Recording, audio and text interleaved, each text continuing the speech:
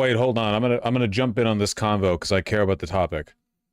Are you sure? I've been following it in the Subnautica subreddit, and the impression I got was that they fired the heads, who had gone fairly hands-off. They also extended their deadline for a large bonus payout the employees stood to get if the game launched by 2025. There was a big upset at first because people thought it was being done to avoid the payout for delaying the game. But the sub actually seems to think it might not have been a bad call. Is that true?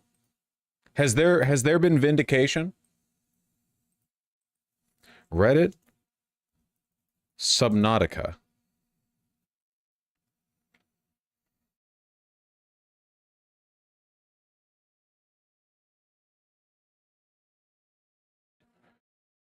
There is only pain?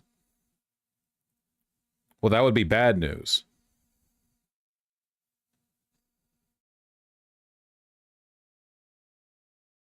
What the frick?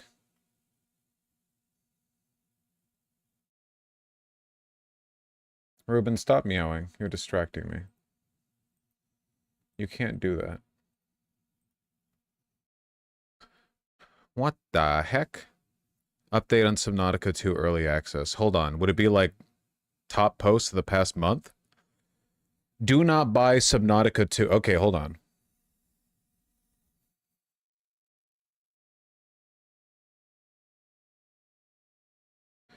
They have fired all 3 original founders of Unknown Worlds. You know, nothing makes me feel more confident in this Reddit post when they didn't bother to spell Unknown Worlds correctly. This is unknown, possibly unknown, you know? When something's known by the unk. Been known to happen.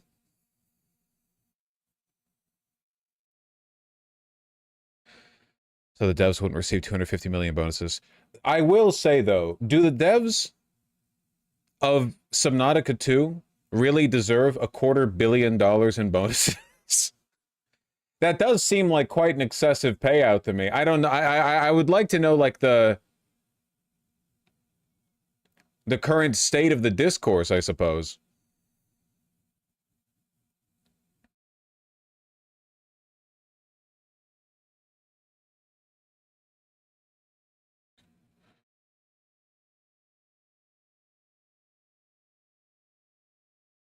Dog, why the hell is Ruben yelling so loud? Oh my god.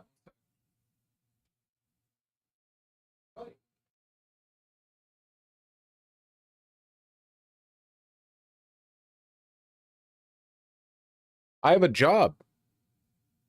Do you know what a job is? Of course you don't. Do you know what money is? Hopefully not. I work. My hands look like this. Imagine they're like covered in like coal dust and stuff. So your hands can look like like this. What?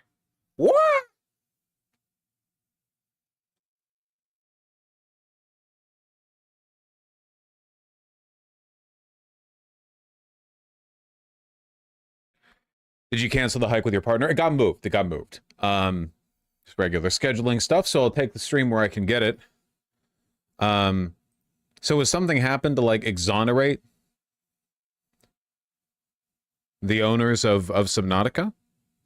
Is any more information?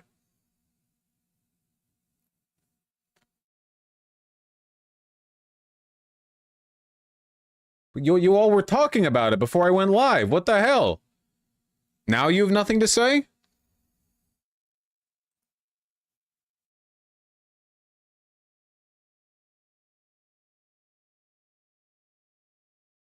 Okay, hold on. Yes, Crafton removed Charlie Cleveland, Ted Gill, and Max McGuire from their positions at Unknown Worlds. Yes, they've delayed Subnautica 2, in turn wiping out any chance of these 3 getting that 250 million bonus. Yeah, so is just going to those 3? 250 million to 3 people? Look, I liked Subnautica a lot, all right? But that is quite a lot of money.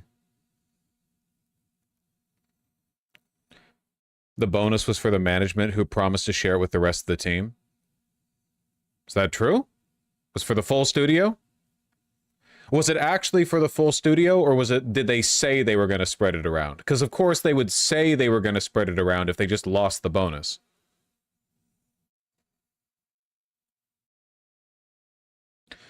The actual devs were set to get 25 million company-wide, according to Crafton. This is going ahead, regardless of performance. Okay, so according to this Reddit post, and nobody would ever lie in a Reddit post, the bonuses that are going out to the actual developers are still going through, but the enormous payout that was going to the three people at the top aren't.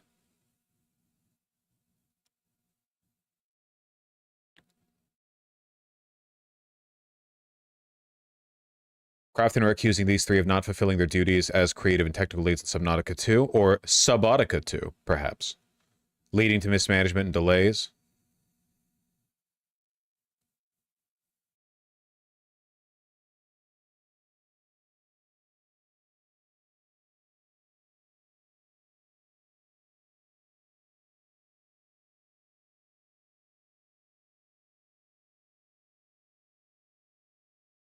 I don't know.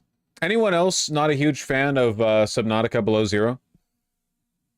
I will never understand this, man. They do the same thing with horror game sequels. They did the same thing with, like, Dead Space 2 and 3 and stuff. Well, Dead Space 3 mostly. What is the point of having a game that's built mostly on its atmosphere of isolation and loneliness and stuff, and then being like, what if we peppered you with dialogue the whole time? You know? Oh, Subnautica 1 was renowned for, like, its incredible atmosphere and the depth of the world, literally and figuratively, that you get to experience and being captivating with basically no real dialogue outside of a few, you know, capsule, you know, story related stuff. Yeah, what if we just made everything louder? I don't know. I don't get it. I don't get it. I don't understand that drive. Oh, I can't see shit.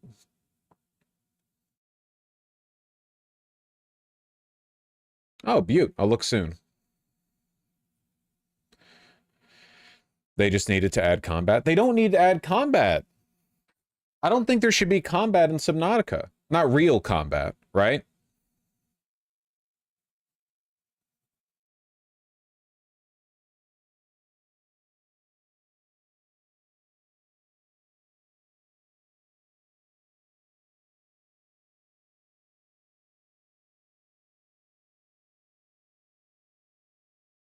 Combat would ruin it for me. Many such cases.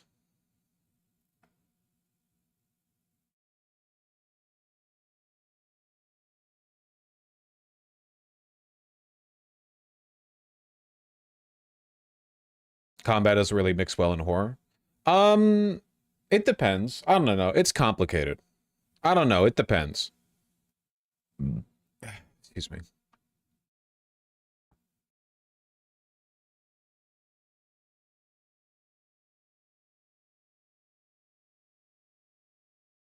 God, I fucking hate Reddit so much, dude. My plan is to wait and see if it's good. If so, I buy. If not, I don't buy. Revolutionary plan, I know.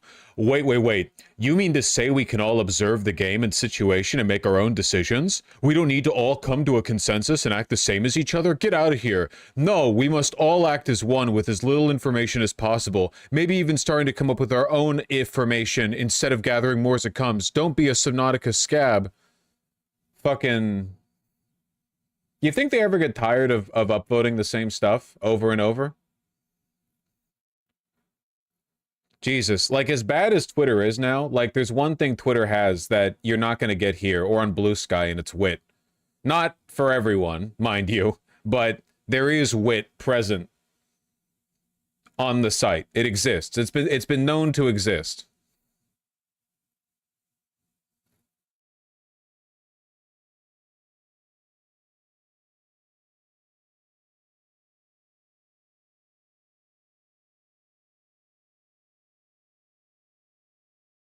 Subreddits can be completely different.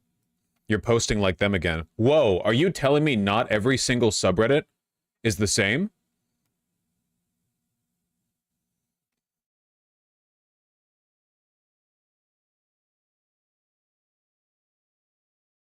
That's crazy.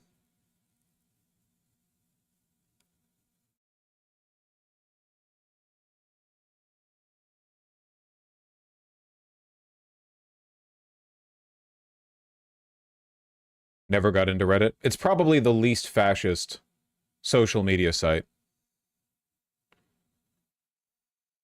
Ruben.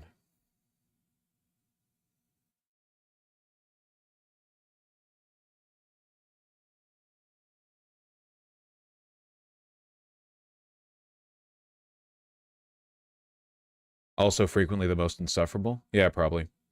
Trump take questions in Europe with the EU president, kind of boring and embarrassing. He has a pretty funny windmill rant. All of his windmill rants are the same, though. They're all the same windmill rant.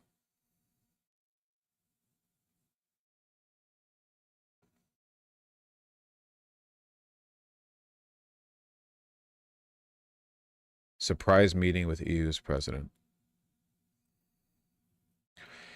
Is Twitter not more insufferable now? No, than Reddit? On average? Probably not, no.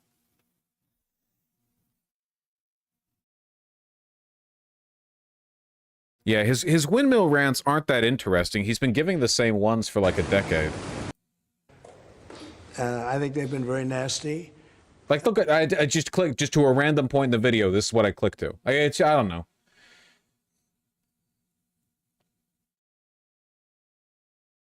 It's like how Trump got a lot less funny when he moved to Truth Social because then he could start unk posting with no character limit, right?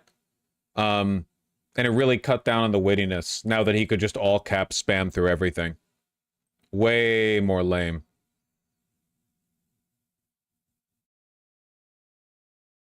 I don't know how you can say Reddit's more insufferable when you regularly engage with Twitter. Because just Reddit's more insufferable. I don't know what you want. Twitter's more Nazi. Like, Twitter's more hate-filled. There's lots of negative things that Twitter beats Reddit out on. But insufferability is just... I just think of that as a Reddit and Blue Sky thing. You know? They got the hell knocked out of them, and I don't think they know it. You know, I actually don't think they know it. They really do. The whole thing's a con job. We have a lot of con jobs going on.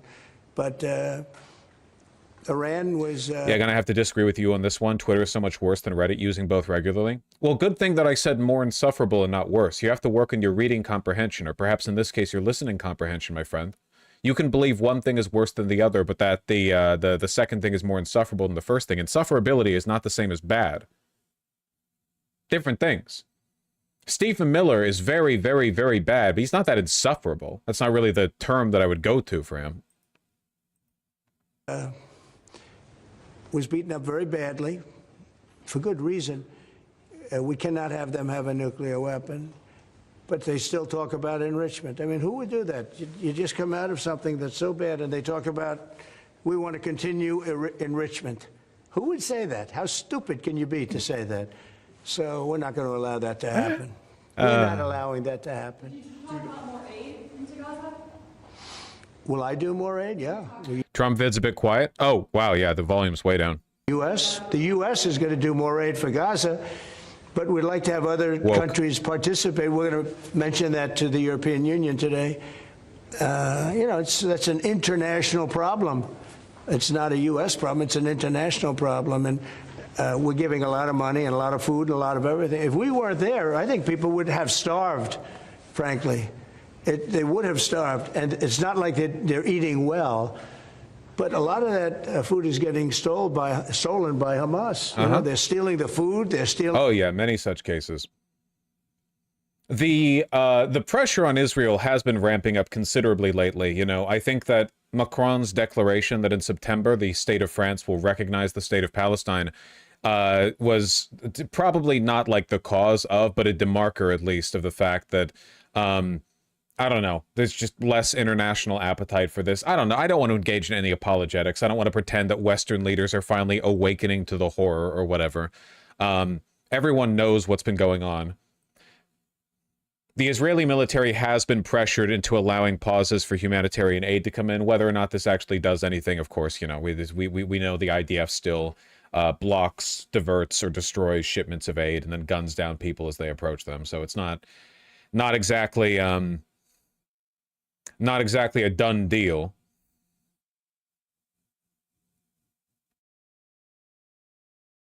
The 10 a.m. to 8 p.m. pause is daily until further notice. So yeah, if you're still trying to get food at 8:01 p.m., they shoot you, I assume.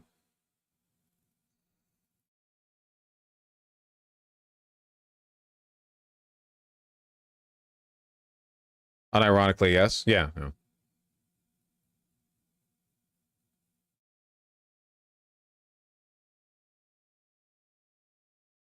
The BBC has been allowing for some actual reporting on the subject. Well, that's nice. Israel says it'll open routes to allow aid convoys into Gaza. We need a real solution. Gazans welcome aid plan, but fear it will not end crisis. I saw even Matt Iglesias on Twitter say, I think he said something to the effect of like, now I know a lot of people have been crying wolf over this and they were wrong to, but now finally, at this point and only at this point, I agree that there is a starvation crisis in Gaza. Or something like that, you know?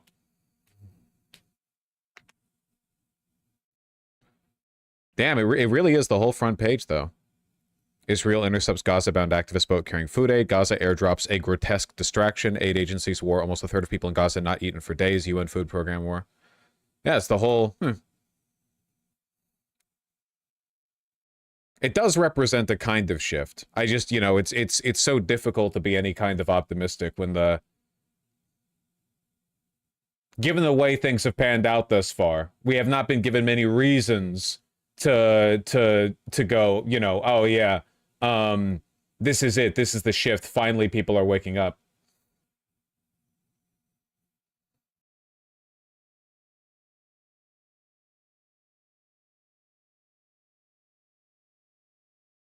On Sunday, the Hamas-run health ministry, thank you, BBC, said 6 more people had died from malnutrition, bringing the number since the start of the conflict to 133. That is so woefully small. There's absolutely not. Now the Gaza Health Ministry death toll like kept going up and ticking up towards 60,000, and then like around a year ago it just stopped ticking, and it's because they were no longer able to count, but people have been pretending the death toll hasn't been escalating since. We'll get excess mortality numbers eventually, but there have been some pretty credible reports suggesting the number of dead number closer to like 300 to 500,000, depending on, you know, it's not as if the IDF makes it easy. They keep killing journalists.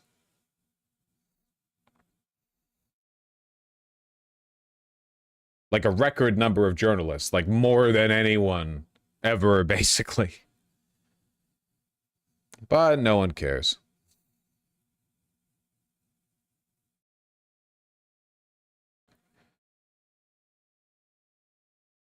Real journalists are white Europeans. Dude, they've killed they've killed Americans. They've killed aid workers and journalists from the West. They don't fucking care. They don't give a shit.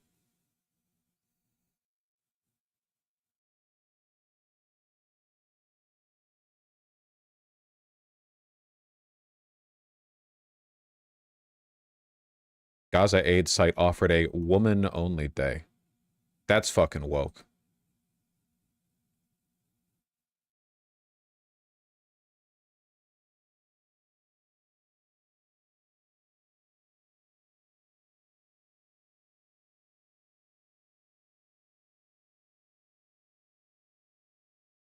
Data with source attribution here.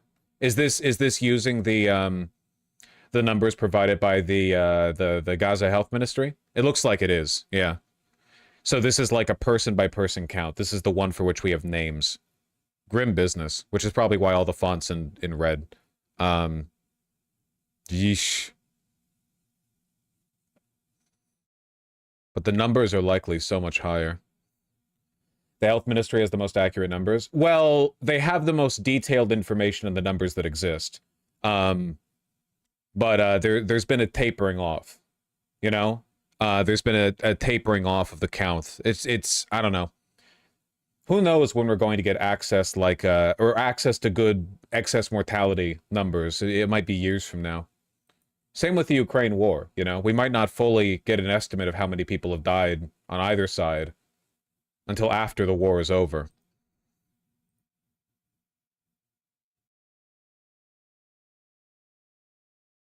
We should consider this a minimum dead count. Oh, sure, this is a minimum, to be sure, but I'm sure the number is much higher than that.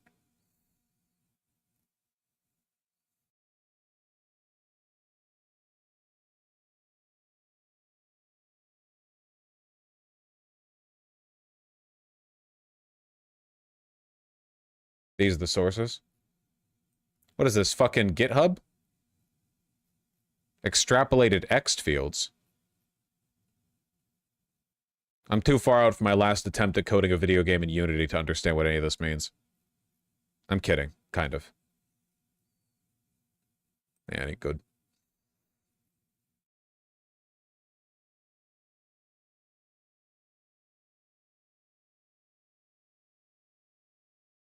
Just the daily sources section, lol. Can't help my brain.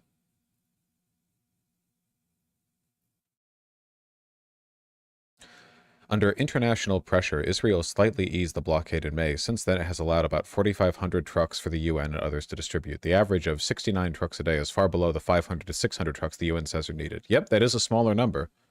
That is true. The UN says it has been unable to distribute much aid because hungry crowds and gangs take most of it from the trucks. Well, yeah, those are the people who want the aid. Right? I mean, yeah, that kind of makes sense, right?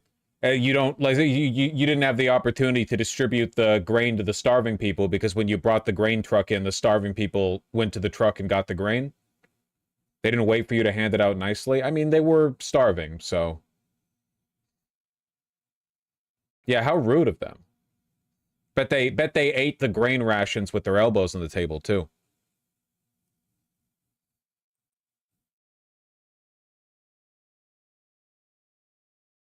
This framing. Well, I like the fact that they're using the word gang as well. Like, I assume they mean gang in the, I guess the informal or like the colloquial, like gang is in like a group of people kind of moving in with a coordinated effort. But the way they say it, like gang is such a sinister word, you know? Hungry thugs looting the food, yeah. Fucking honestly, man.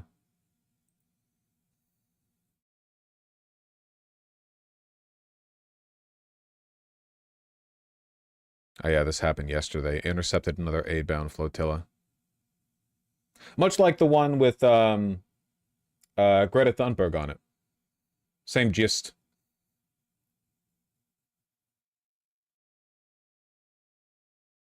Took down the security cameras.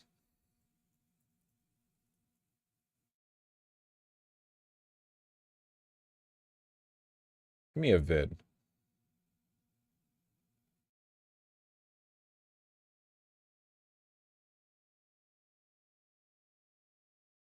Give me a vid. No? We don't believe in that? We don't believe in those? I know Western media is talking about this.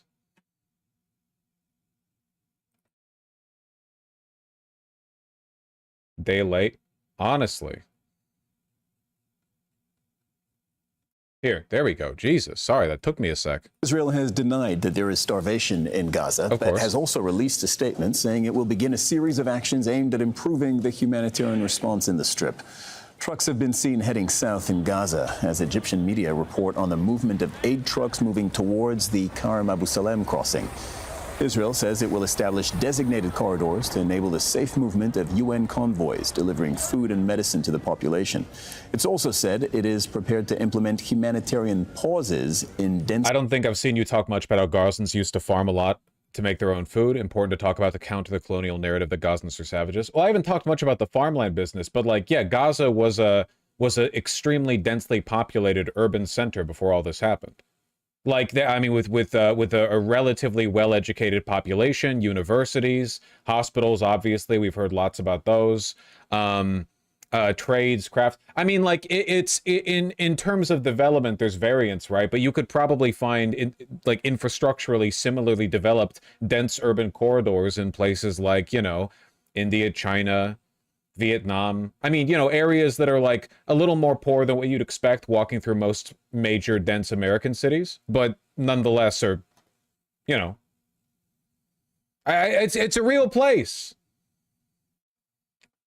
It's always been kind of an open air concentration camp, at least for a long while now, but you know.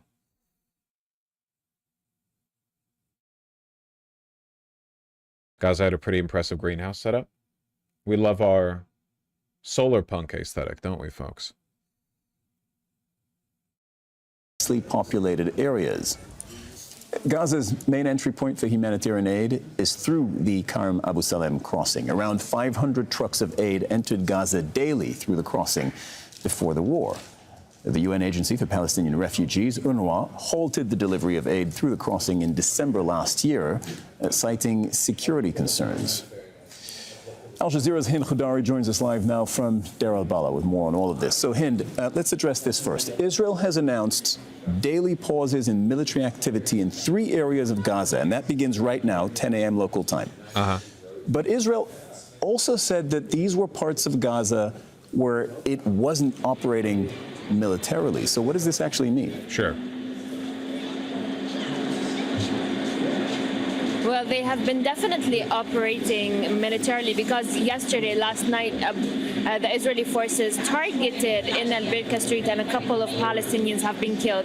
But what they mean is that they're not present on the ground. They are not invading that area. And those areas are 3. Al-Mawasi, which is Khan Yunis, and it has been continuously been bombed and attacked by the Israeli forces where Palestinians are sheltering. Deir al-Balah, where we are right now, and also the Gaza City. And this is only 12% of Gaza's area. Now, there are a lot of areas that are marked in red, and these areas... You know what's really cool that I love? Nobody, including Trump, because he's also cucked to the sort of, you know, Israeli MIC complex here. Nobody ever asks Israel, hey, when are you going to be fucking done? Like, the Gaza Strip is really small. And the IDF is huge and well armed. Like, what do you? By what measure are we still fighting this conflict? What is happening? You know, what do you do? Just this years long. When the fuck does it end? When the hostages are back? What hostages? Who? Name them and where? Well, like, where are they? What areas have been left unaccessible to you or inaccessible to you? You know. It's insane. It's like, can you imagine? Like Israel is like a developed modern military, and they've been effectively waging like a near 2-year war over one city. It's like one urban area worth of size. Can you imagine? Like, we make fun of Russia for their slow creep across Ukraine. You know, a snail would have made it to Kiev by now. But like, it's a fucking blitzkrieg compared to the pace at which the IDF moves. Obviously, the IDF just wants to, you know, slaughter civilians wholesale. We know they're not actually trying to do anything. But, like, nobody asks Netanyahu this. Nobody asks, like, hey, it's kind of weird, you know, how long it's taken you to do this? Like, what are you doing? Are not supposed to be safe as designated by the Israeli forces, and they also said that Palestinians are not allowed to return to their houses or to check on their houses, and that it won't be safe. But we are still waiting to see what is going to happen. We're talking about a humanitarian pause, a tactical humanitarian pause where the Israeli authorities are going to let in trucks and they're going to let in humanitarian aid come into the Gaza Strip. And this comes after months of 0 trucks entering. We're talking about a very sad and deteriorating reality here in the Gaza City, where Palestinians are dying every single day to starvation. Now, if there is going to be any airstrikes, we still don't know. Is there going to be any artillery shelling? We still don't know. What is going to happen in the next hours? We're going to know what this tactical pause, this humanitarian pause is going to mean. But they're saying that it starts from 8 a.m. Is a couple of hours, sorry. It's going to start at 10 a.m. right now until 8 p.m. every single day. But we don't know if this is going to continue, but they mentioned that this is going to be the case daily until further notice. And the Israeli military is also saying now that it is designating secure routes so that the UN and other aid groups can deliver food and medicine into the Gaza Strip. What are you learning about that? We're still waiting to know, and we're still waiting to hear more and see on the ground what this means. Now, there is Karam Abu Salim, there is Kusifim in the middle area, and there's also Zakim. We're talking about 3 routes where the trucks are supposed to enter the Gaza. Yeah, I think we get the gist. Have there been any supposed Hamas attacks recently? Dude, I've been saying this for over a year now, which is like, does Hamas still exist in some capacity? Yes, they do. But like, any pretense of this being some kind of war or equal conflict has to be shattered by the fact that, you know, every day you hear 57 stories of atrocities against civilians. How often do you hear about Hamas killing IDF soldiers, right? How much is there like a back and forth? The IDF has basically stopped even trying to claim that what they're doing is against Hamas anymore. Like it's all just implied now. It's not like, oh, we made a move against a Hamas run, this and that. There are tunnels here, there are this and that there. Now it's just like, yeah, bombs fall randomly. I don't fucking know. Targeted the most humane military on earth, etc., etc. Like there are some casualties to Hamas, at least if the IDF is to be believed. But like, Jesus, not many. Not relative to what's going on.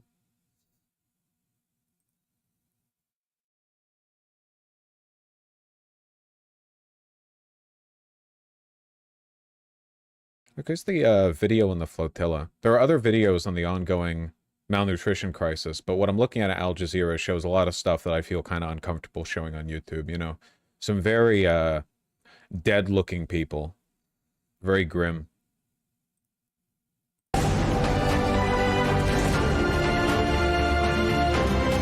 If you're just joining us, I just want to show you these pictures that have come through to Al Jazeera just in the last few minutes. The pictures you're seeing on the scene are of people on the Handela Freedom vessel. This is a boat that departed earlier this week from Italy.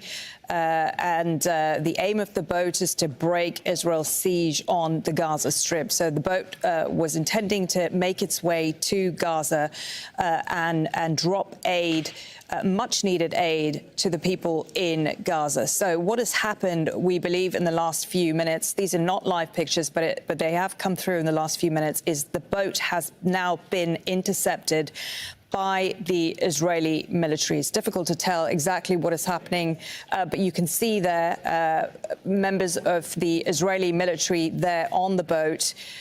These are the pictures that have come through to us just in the last few minutes before the live... Just pirates at this point? Yeah, it's super cool how they can menace people in international waters, and nobody even questions them. It's super, super cool. Feed that we had from the boat dropped out. So it seems the boat has now been intercepted by the Israeli military. So this is the Handela Freedom vessel, which departed earlier this week, heading towards Gaza. I'm not sure how closely it has managed to reach Gaza. It's unclear how far off it is, but it has now been intercepted. It was hoping to deliver much-needed food and aid, including baby formula, for those who are so desperately in need in Gaza. Now, there was a boat that was intercepted about a month ago, and it too was intercepted. It was carrying the... Riveting stuff. What are the chances these men are dead? Nah, it's probably not. It's detain them or for some length of time. Probably want to avoid that much smoke, you know? I feel like they have been... I mean, at the very least, the fact that they're allowing for a humanitarian pause right now does indicate that they're succumbing to some kind of international pressure. But who knows, man? It's impossible to say. There's basically like no level of cynicism that is unwarranted when it comes to Israel and its behavior and the way people react to it. You know, the way like Western media and Western governments defend them. Like, you could be as cynical as you want. You're probably going to be correct, you know? You always should lean on that side. I don't know. I really hope Macron's recognition does something. I really hope that it signifies something. I hope it actually happens, that he wasn't just talking, because Macron does love to blab. He loves to blab. Macron loves to blab. But it would be nice.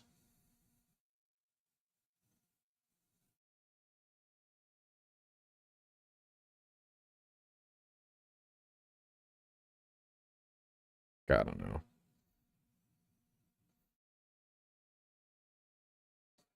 Grim fucking topic, man.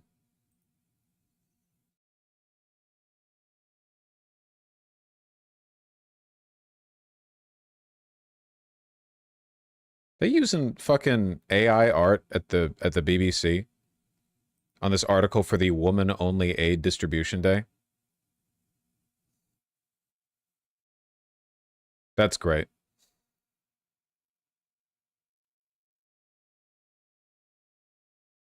Might be clip art. I don't know. It's pretty yellow. It's pretty. There are some signs. Nah, just very corporate style. I don't know. It doesn't matter. It doesn't matter. It doesn't matter. It doesn't fucking matter.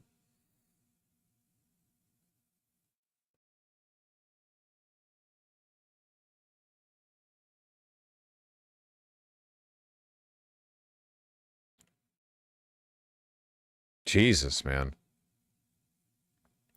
For Gaza's 2 million people, there are just 4 GHF distribution sites, but typically no more than 2 open on any given day. On Thursday, the sisters Mary and Kaula set off early for the aid point at the southern Rafah area. By the time they arrived, the scene was already chaos. There was a huge crowd of women, and the place seemed out of control. They couldn't offload and distribute the aid, Kaula said. They started spraying the women with pepper spray, and then they brought stun grenades and started throwing them on the women to force them backwards. The sisters got split up in the mayhem. Kaula's clothes were full of pepper spray, and so she called her sister, agreeing to meet at their brother's house. Shortly after, she called again, feeling something wasn't right. This time, a stranger picked up. He told me the owner of the phone was shot and was taken to the Red Cross Field Hospital. I called again, and this time I was told she was shot in the head. I ran like crazy and called again, but this time I was told the owner of the phone had been killed.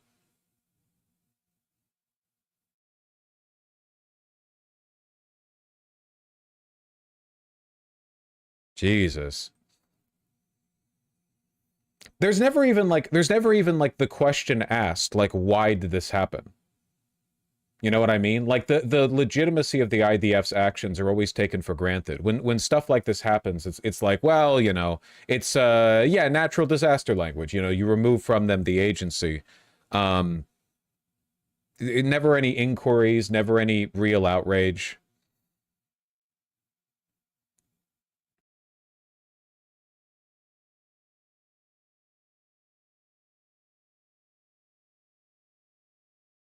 One of the GHF guns for hire, a former U.S. Special Forces Lieutenant Colonel. Hold on. I witnessed the Israeli Defense Forces shooting at the crowds of Palestinians. I witnessed the Israeli Defense Forces firing a main gun tank round into a crowd of people, destroying a car of civilians that were simply driving away from the site. I witnessed mortar rounds being fired at the crowds of people to keep them controlled onto the Marag corridor in the south. As a professional soldier with a very long career, what was your professional opinion of what was happening? That's a question. My professional opinion of how the sites were established was what I would describe as amateur, inexperienced, untrained, no idea of how to conduct operations of this magnitude. That would be my most benign assessment.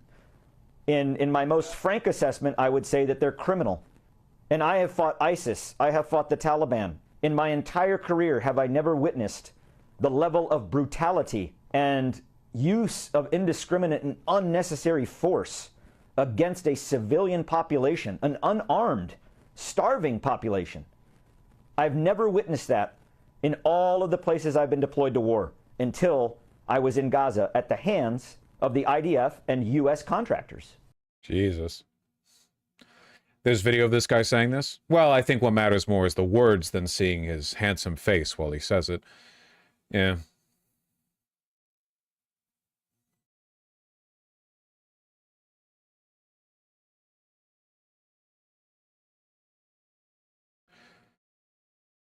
Not trying to run cover for the GWOT, but American soldiers did not act like this. No. It's obvious that the IDF operates like uniquely because they're engaged in an ongoing genocide. Like, it's an ethno-supremacist. There is a difference between like American soldiers being racist and doing a bad war and like an active extermination effort. It's just a difference in scope. It's not really an exoneration of the former.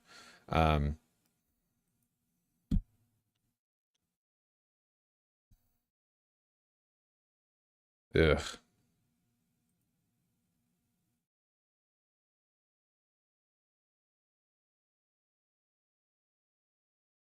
I worry it's hard fan of you now. What the fuck does that mean?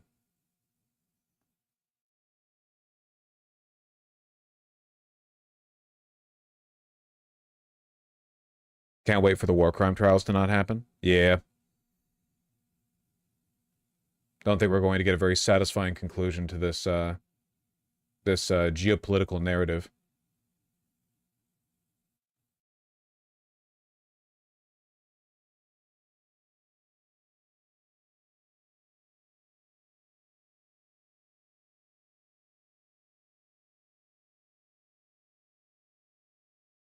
It'll at least cause the destruction of Israel's support here in the States. Shit is unrepairable.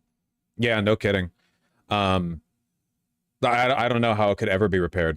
No, I've not seen the new Jacob Geller video, but I do want to watch it. Trump reaches agreement with EU to impose 15% tariff. Great.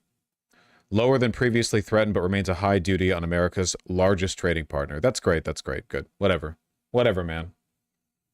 I didn't want any goddamn British tailoring anyway. That's fine. Man, I had so much to say about the T-app, and I had so many great positions on the anti-sociality of it all, and the fact that we're all like willingly contributing to a you know, that panoptical system where all of our behavior is constantly being hyper vigilantly scrutinized by the people around us, and every mistake we make has the possibility of like forever branding us, and it causes increased distrust, which leads to worse problems down the road. Have you seen the way the incels are acting on Twitter or anywhere else? I guess they're freaking the fuck out over the T app leak. You know, what they're basically saying is like, we'll show those bitches for doing the T app, the doxing app, you know, by double doxing them. You know, we'll be more vindictive towards them than anyone on the T app was being towards men. I don't know. Kind of valid? No, I don't really think so. I don't think that, like, you know, just signing up for the app means that your personal identifying information gets to get like pinballed around by a bunch of 4chan neo-Nazis who despise women as a first principle. These people are a lot more vitriolic than like most of the women on T. I'll tell you that much, okay? If there are any more women on T after a data breach like that, I wouldn't be surprised if everyone fled the app.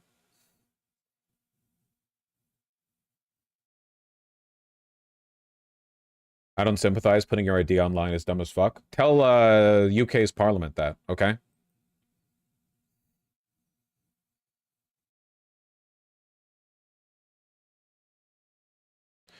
Why do men and women hate each other? Great question. Well, they hate each other for different reasons. It's complicated, okay? As always, the underlying truth remains the same, right? Which is that men fear women laughing at them, women fear men killing them, you know? The reciprocal threat is different. Even if there's mutual antagonism, it doesn't change the fact that, like, there's just such a difference in scope and, like, institutional power. You know, when men hate women, it's this broader narrative of like, why won't she fuck me? Why can't I have a trad wife? Free.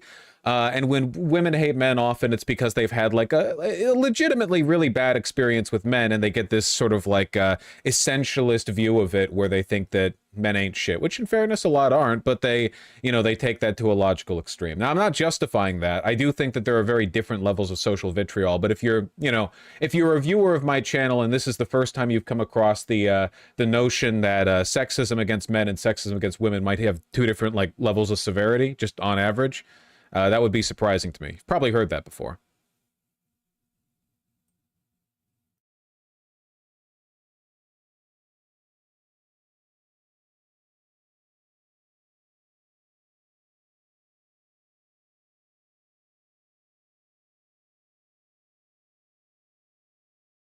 Unfortunately, the fact that this is panned out the way that it has means that it's basically like guaranteed that no lessons will be learned from this. The only lesson that'll be learned is don't upload your ID to a site that you're using for, you know, in an antisocial capacity, I guess. But yeah, there's no social lesson that's going to be learned from this. I don't know. It's a lot of, because now a lot of women are going to go, well, see, clearly we do need to warn each other about men. Look at the way they're acting right now, which I don't disagree with.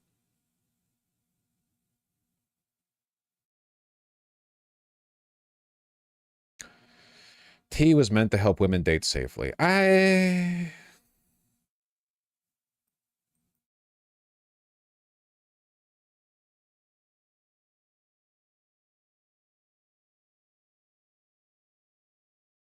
It's complicated, man. T said in an Insta post to reach 4 million users. Whew.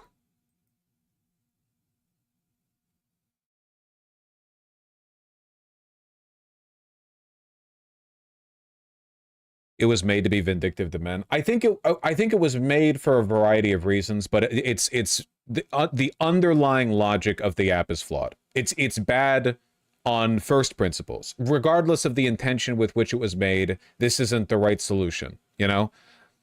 I don't think that's necessarily a condemnation of everyone who used it though, right? It's a little more complicated than that.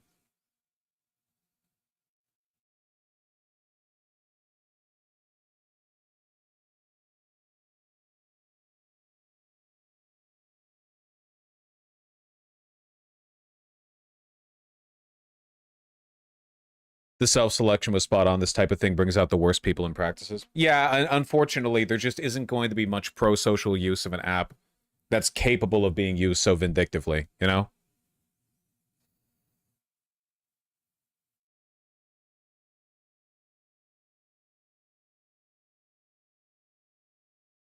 No email address or phone numbers were exposed. Yeah, but people's driver's licenses were.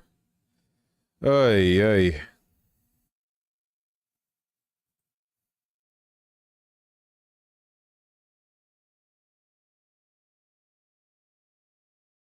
What is this subreddit? AWDTSG is toxic? What does that stand for? Very Reddit-themed stream today, it seems. T-app in a nutshell. Oh, and it's a crying femjack. Oh, fucking femoid owned. Foid wrecked. Roast beef.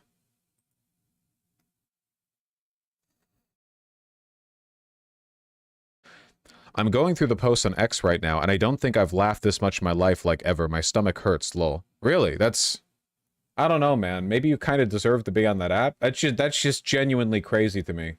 That would be like that you would post that. That like the most joyous you've ever been was when the site that was ostensibly about women's safety, but probably largely about sort of vindictively doxing men, all the people, like, or at least a lot of the people using it had their identities leaked. You have no idea if the people whose identities have been leaked have done anything wrong on the site, mind you, only that they signed up for it. Maybe didn't sign up even understanding what the site was. Maybe the people whose identities got leaked, they signed up just like being curious about the app, but didn't really understand sort of the implications, or didn't go on there to shit talk anyone. I mean, it's not like everyone who signed up for the app went there conscientiously going, I'm going to go vindictively shit talk as many men as possible, you know?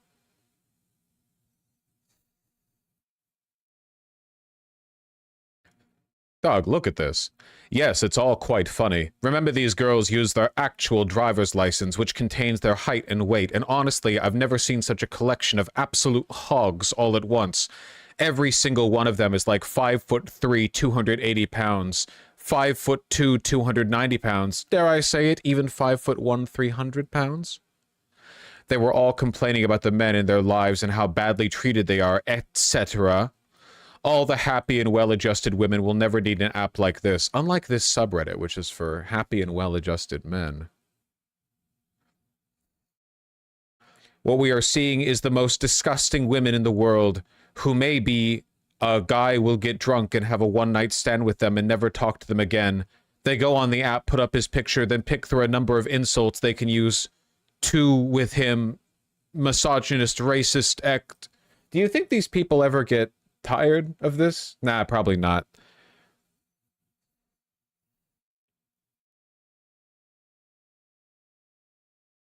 Hand is in his pants while typing. Yeah, seriously.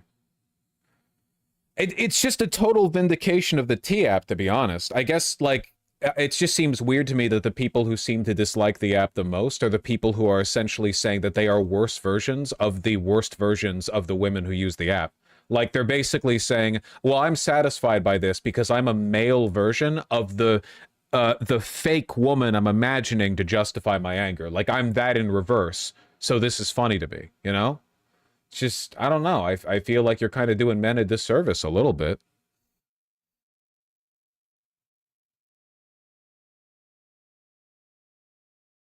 So I take it the lesson that I'm meant to learn from this is that the people who are upset with the T app, like the men who are upset with the T app, are overwhelmingly like vitriolic misogynists who are probably, let's be real here, not even posted on the T app because they're not that romantically successful.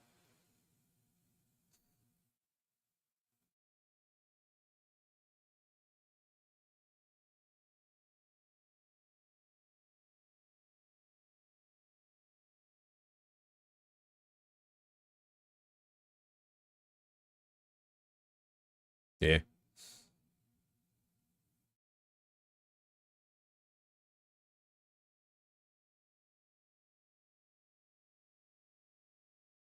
That guy fell for it again, 3-time Trump voter who's questioning his position on Epstein now. Really? Oh yeah, same guy. Straight Vehicle 745. I voted for Trump 3 times. Noticed a few things. When Ghislaine Maxwell was jailed for child sex trafficking, he says he wished her well when asking about her. He repeatedly dodges questions about Epstein. You know this guy is going to, like, radicalize himself into being pro-Epstein or pro-Ghislaine Maxwell. Like, I don't think people like this are very good at introspection or admitting when they've been wrong. He'll fall in line.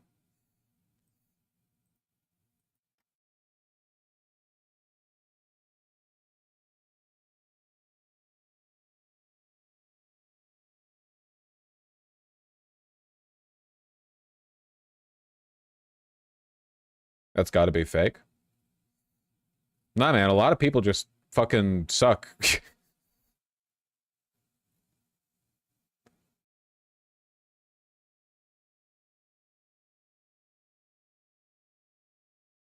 Yeah, if you look up the T app right now on YouTube, it's like all right-leaning YouTubers who are gloating. It's not even like dating culture YouTubers. It's like right-leaning YouTubers gloating over the leak and posting like photos of the unattractive people who were leaked.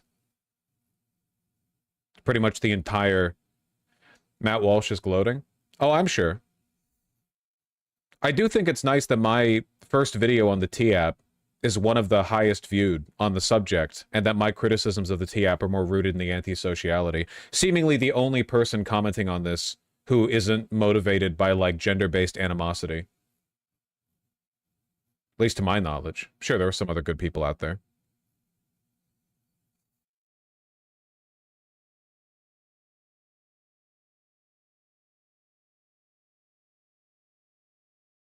Consistency. I mean, these men are not happy. These men are not happy. Did you get the impression from any of these fellas that are gloating that they're happy? It's such a destructive path. And the only reason this path exists is because there are, like, right-wing YouTubers who monetize their animosity.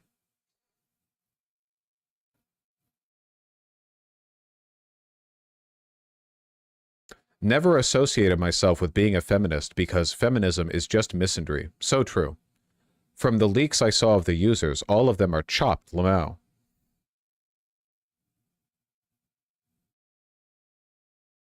Got him.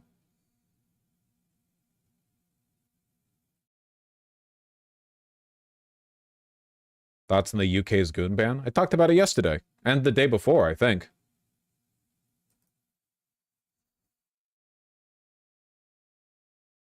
Men didn't even have to build their own app to win.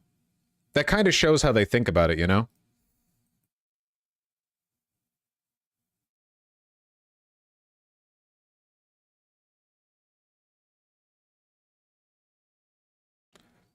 Young men are so cooked. Yeah, I don't know how many of these people are actually in the sort of typical dating range, like age range, you know what I mean? Probably a lot of, like, angry 14-year-old boys who have watched way too much YouTube, and divorced men.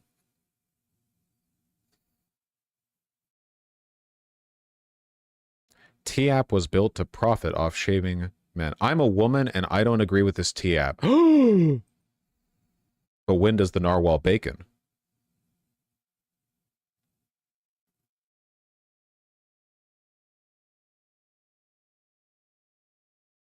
I don't know.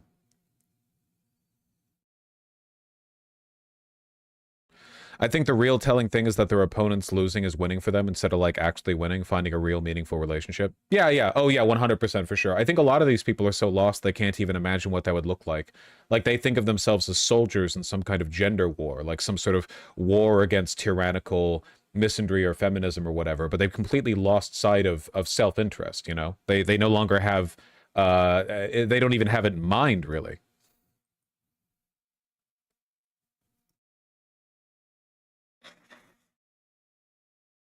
I've always thought it's really telling that on like right-wing male-oriented dating subreddits or communities in general, I guess, men going their own way, red pill, incel type stuff or whatever, whenever guys post about their relationships to brag in those environments, it's always about the subservience of the woman, never about the happiness of the man. Always, like 100% of the time. Like whenever a guy would go to the red pill forum and be like, yeah, everyone listen up, I've got a real one, it's always about how she, you know, steak and blowjobs, she's not a feminist, blah blah blah. But it's never like I'm happy. That's never the point. Like that's never even focused on, because they don't think of it in the context of happiness. They're not trying to satiate any personal desire for fulfillment. They're trying to impress other men online, which is pretty gay. It's pretty gay, folks, in my opinion. Kink posting? I actually think in a lot of cases it's not, because in order for it to be kink posting, they would have to be aware of what they're doing and they would have to enjoy it. Like, for instance, I don't think Andrew Tate really enjoys the company of women in any context. At least if the sort of stuff he says is to be believed, you know?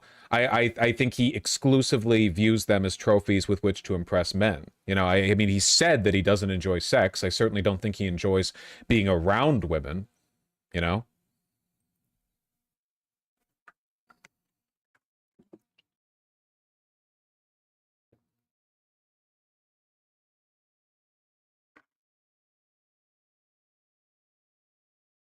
Is there a way out of this that isn't like South Korea? Dude, I have no fucking idea. The gender political polarization does seem to be worsening on average over time. Like it fluctuates, of course, but it does seem to be going in that direction.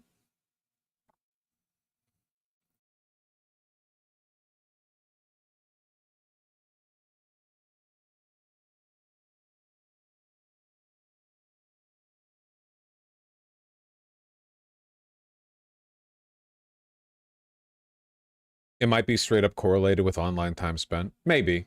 Maybe if our social, like our in real life social environments were a little bit more pro-social, it'd just be more difficult to fall for that shit, you know? It's probably a lot easier to fall for red pill YouTube bullshit when you're an impressionable kid, rather than like, if you're I don't know, like a happy 22-year-old or something in a steady relationship.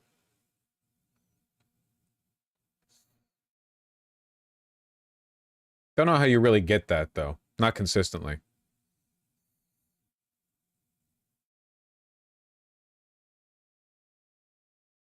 Do you have a VODs channel? No, all the VODs are saved to my channel. It's one of the playlists. It's got like fucking 1,500 streams in there.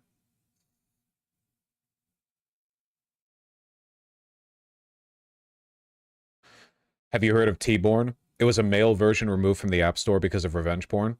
Kind of a telling, there's a little bit telling on that dynamic, that like the T app for women would be about warning each other of men, or at least like shit talking men, but the reverse for men would be about like revenge porn, because like women wouldn't do that.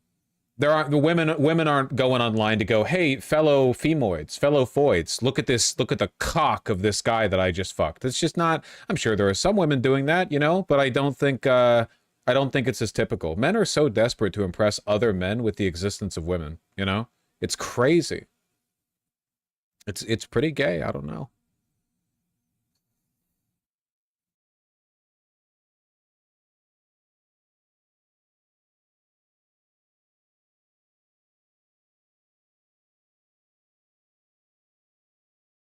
Every insecure man thinks women do that. Yeah, which is crazy, but, you know. Ugh.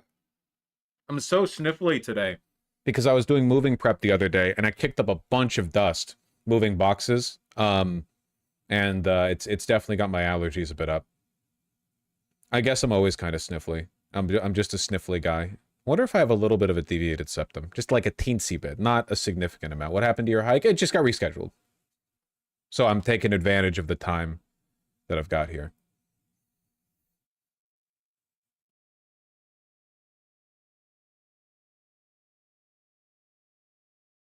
Are gay people just chilling, or does this affect us too? I think this is more of a het thing. That subreddit certainly has its fair share of bad incel types, but there have been real stories of job loss and reputational harm they can't get beyond. Yeah, no, I don't disagree with that. I think the T-app is bad. I just think that it's kind of telling, like, the kind of vitriol you're seeing in response to its leaks, and the severity of the vitriol. You know, I think that it kind of delegitimizes criticisms of the T-app when the like men essentially go, oh, well, we are fucking animals, right? Like, we are fucking awful. I don't think that justifies the T-app. I'm just saying we're not learning any lessons here, you know? Things are not being improved.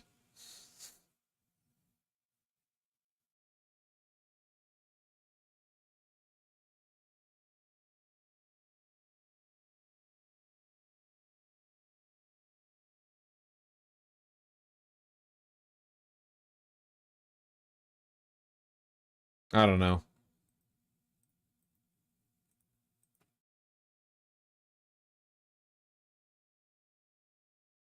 What's the reason for your move? Is it rentoid related? No, I'm moving in with my beautiful partner.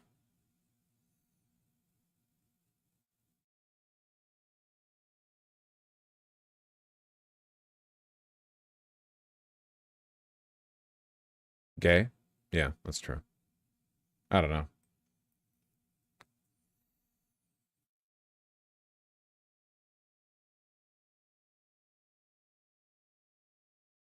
Will we see the beautiful partner on stream? That's really up to them. Oh, man. Is there any good media coverage of the T-app at all? I feel like the leak is pretty significant, like, culture-wise, and I don't know. Fox 26 Houston? An app designed to let women safely discuss men they date has been hacked. The app T said today about 72,000 images have been leaked online, including pictures, photo IDs of users that were submitted during account verification process. Fox 26 photojournalist Chandler Watson spoke with a tech expert about it. Yeah, let's talk tea. And no, not the refreshing summer drink. It's an app. But at the end of the day, it's not their fault. At the end of the day, is the T-app was breached. A breach exposing around 72,000 images of women, including selfies and their IDs. The T-app, which is designed to protect women in the new age dating world. It's an app designed for women. It was apparently absurdly easy to hack, too. Like, the way the app was coded made it very vulnerable to the leak, like, preposterously so. I don't know enough about coding to verify that. I've just heard a lot of people say that apparently it was like shockingly incompetently coded. Where they can share information about dates and the people that they're going out with. How is tea a refreshing summer drink? In the American South, and this is in Houston, people usually say tea when referring to iced tea or like the Arizona sweet tea stuff. It's a totally different connotation in the American South. Tea in the American South has 800 calories per glass, and it's a summer drink. Did just the opposite on Friday. According to the T-app's privacy policy, the selfies taken are deleted, quote, immediately following the completion of the verification process, end nope. Quote. And as bizarre as this sounds... Well, it's not bizarre at all. We are experiencing lately data breaches everywhere because what's going on is hackers are trying to breach this type of data because they can start building profiles that can be sold to the dark web. So why would apparently the service they were using to hold the images had a setting to make it private. They somehow forgot to make it private. I think they were just selling the data. Like, how hard is it to delete data after it's been used for verification? Again, I'm not a coding guy. I'm sure net coding is complicated, more complicated than I think, but I'm pretty sure that's possible. You store the data somewhere and you test it, you get the verification, and once it checks out, you go, okay, bye-bye, and then you overwrite it. Like, I feel like that's pretty doable, you know?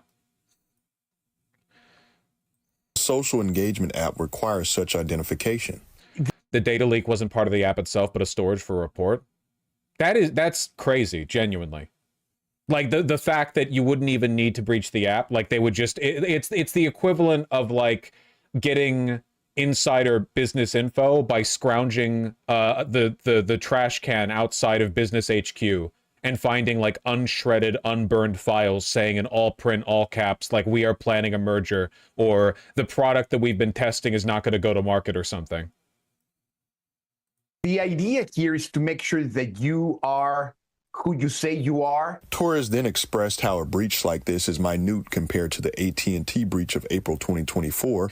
Hey, really quick, I know I'm kind of like lingering on this topic, but can somebody find me a video by a somewhat prominent YouTuber or TikToker or something like that? And it's a woman who's praising the app. I'm not saying that because I want to like dog on her or anything. I'm saying I'm kind of curious like what she has to say, not in a vindictive way. Like I mean like steel man the argument, you know? Like, so I don't want to see a lady going like, these shit ass men, fucking men ain't shit, something, you know, I don't want to hear that. Okay. I'm thinking like somebody who really makes an argument for it. 73 million former and current customers were affected. The T-App states that the data leaked belonged to users who signed up before February 2024. Still, Torres says to always be skeptical. A data breach is a data breach, and that usually could lead to compromising identity. And the most important message of all, the first rule of cybersecurity is trust no one. Very helpful. Thank you. Very helpful.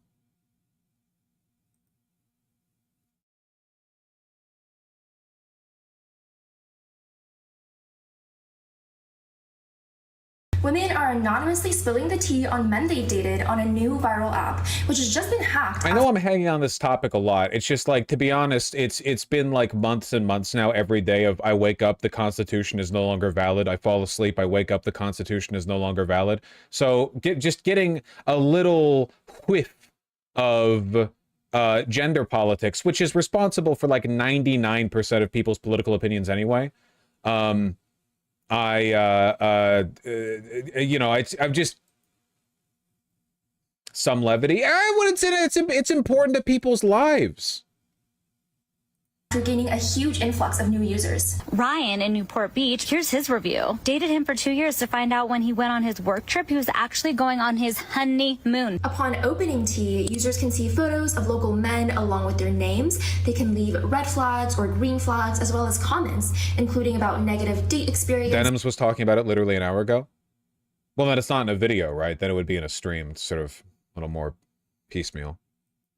Or even vouching for them as a friend. The app also lets users run background checks, search for criminal histories, and even reverse image search to check if a man is catfishing. I just found out the guy I've been seeing has a whole girlfriend. Like, he's in a relationship of 5 years, and I'm not the only other girl he's talking to. While the company says their mission is to keep women safe, they've also faced backlash from men who say they fear being misrepresented or doxxed on the platform. I had a female friend of mine go undercover on the T-App, and I found that there were some women talking about me. They were clearly just... I have to say, it's really fucked up for my body image specifically, that when I go outside, every single guy is either fat or skinny fat. But when I look at a guy filming in vertical, in portrait mode, at least 50% of the time he's jacked. You know? I'm saying, like, they need to stop doing that. We need more, like, mediocre-bodied guys filming in portrait. They were clearly just upset. They felt that they got slighted. Is there anything we could do about this? Put This them is away, defamation. man. This is entirely untrue. T promises anonymity to its users, but on Friday morning, it confirmed to NBC News that 72,000 photos were accessed without authorization, including 13,000 account verification photos that were supposed to be kept private. Now it's possible that some of those identifying images are being leaked online. Online spaces for women to talk about men they've dated are not new. You may have heard of the Are We Dating the Same Guy Facebook groups, which have received their own share of controversy and have even faced lawsuits, which were later dismissed. But am I wrong for believing that I'm trying to think of a way to put this, okay? If you have a good head on your shoulders and you're an adult, you're not like, I mean, you're not just an adult, right? Like, you're not just 18, but you're like grown up a bit, right? Maybe you're mid-20s or whatever. You've had a bit of life experience. That past a point, you should be able to get to the bottom of stuff like this without the help of online resources that corroborate data on your partner. Like, how do you not know if your boyfriend has another girlfriend? So I'm not trying to engage in like abuse apologia. I guess I'm genuinely curious, because I have to wonder, like, are there no signs you see? I don't really know. I don't really get it.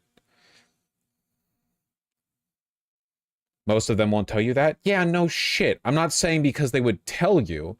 I'm saying because I'm wondering, like, logistically, if you're in a serious relationship and you communicate and you share life details and you talk about each other's schedules and stuff, it just makes me wonder how it's possible. Long distance situation. Yeah, it's easier long distance, sure. And if you've only been in the relationship for a few months, you know, but it does make me wonder. I don't know.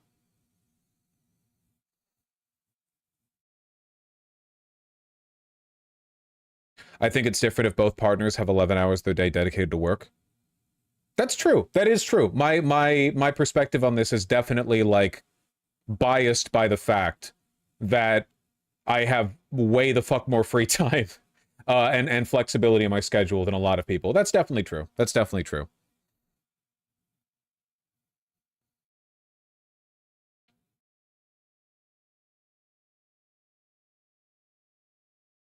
Hardest job. Hardest job. Yeah, I don't know. I still feel like the best way to deal with stuff like this is to educate people on red flags, how to identify them, what to expect in your relationships, what should be considered signs of abuse or neglect or whatever, and then to build like strong social networks where you have friends who can kind of, you know, assess and give you a good perspective. Isn't that what it does? No. The T app just helps you dox and shit talk men online, okay? I mean like an interpersonal thing. I don't know. There's no real way to skill issue your way out of abuse, right? Because that's kind of like a low IQ take, you know? Like if avoiding getting abused was a skill issue, then much fewer people would be in abusive relationships. It's a lot more complicated than that. I guess everything is a skill issue to some extent, but only in the same way as, like, you know, you could have gotten cancer 2 days later if you'd eaten more granola bars when you were a kid or something. I don't fucking know. It's difficult to get all this around.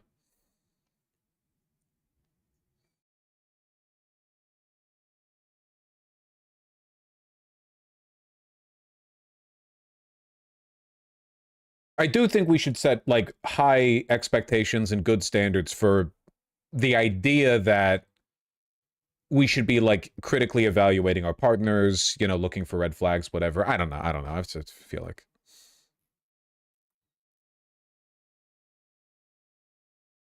it's never that simple, right? It's always more complicated than that.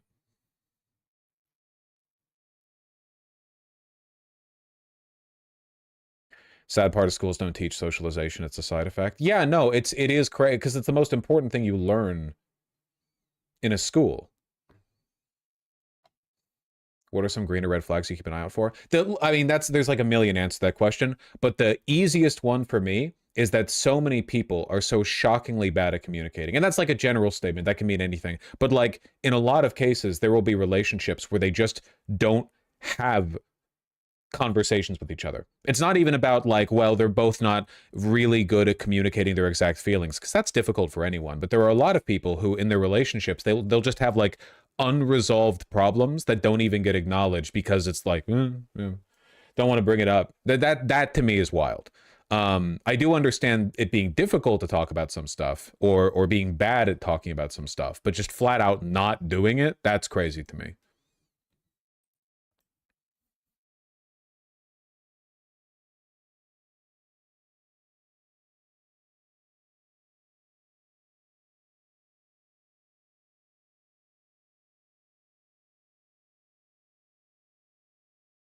Many know they want to be in a relationship. Many don't know why. Yeah, that's probably true.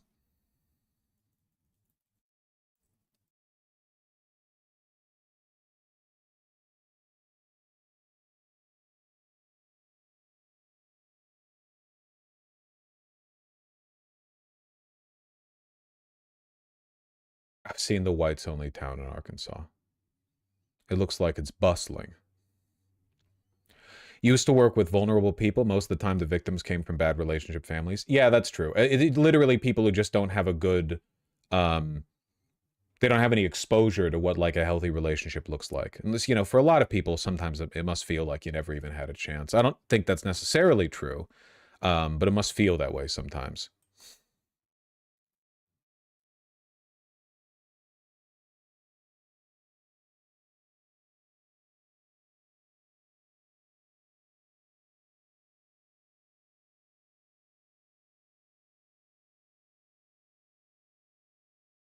Apps are a way people can make communities. That's not really what I'm talking about when I say make community, though. Like an app focused on doxing and shit-talking men with maybe valid, maybe not valid information isn't really the kind of community that I'm talking about, you know? Yeah, it's not very constructive.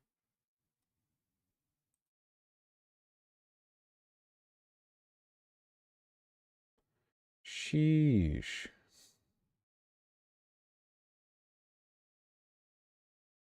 I really don't think it's doxing. I mean, it kind of is. How would you feel if you had a date with somebody who turned out to be kind of not totally hinged, and then, like, months later you found out that there was a profile of you made on an app designed to warn women about you, and it's got pictures of you and, like, personal information about you and stuff? I mean, it's not necessarily, like, you know, your exact address or anything, but, like, I think that would suck, in my humble opinion. It would give some information about where you live, you know?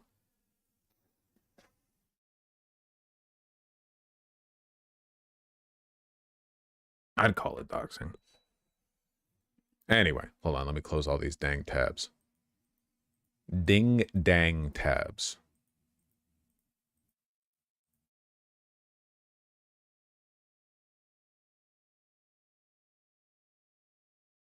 The only men who hate this app are probably abusers themselves. No, I don't think that's necessarily true.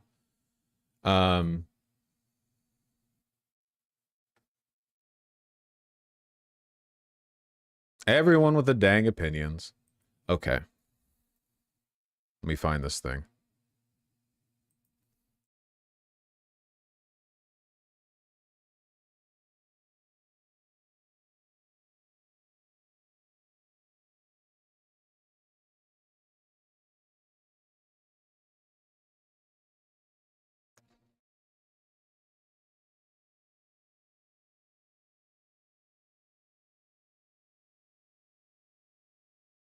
Having a difficult time finding what I'm looking for. Let me continue trying if I may.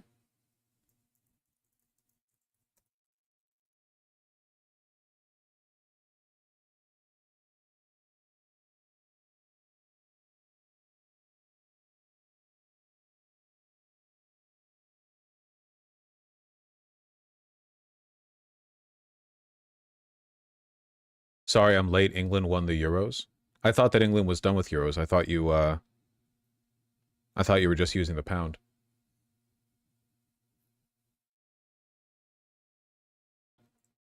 Why am I having trouble finding this?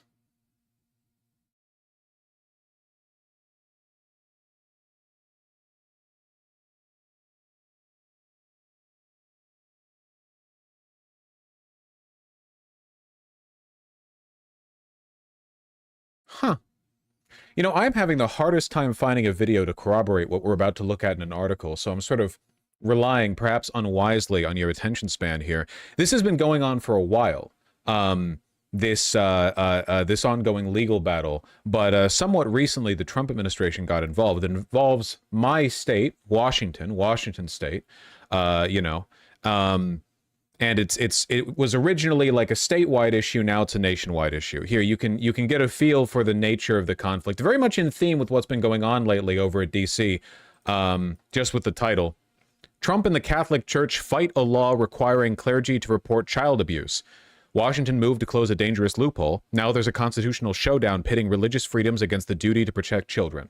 So, if a mandatory reporter, like a teacher or a doctor, like a psychiatrist, catches wind of child abuse, child sexual abuse, physical, anything in that ballpark, right? They are legally required to disclose it to the government, for reasons that I'm sure make sense to everyone watching. Priests have not been subject to this, which is considering the fact that Catholic priests do confessionals, they are party to a lot of very sensitive information. The state of Washington put forward a law saying, no, now priests are also mandated reporters. And in response, they were met with a lawsuit arguing that it violates the religious freedom of the Catholic Church. This has been going on for a while. What happened more recently is that the Trump administration jumped in to back the priests. So not the most unlikely union here on defending the right to protect child predators, the Trump administration and the Catholic Church.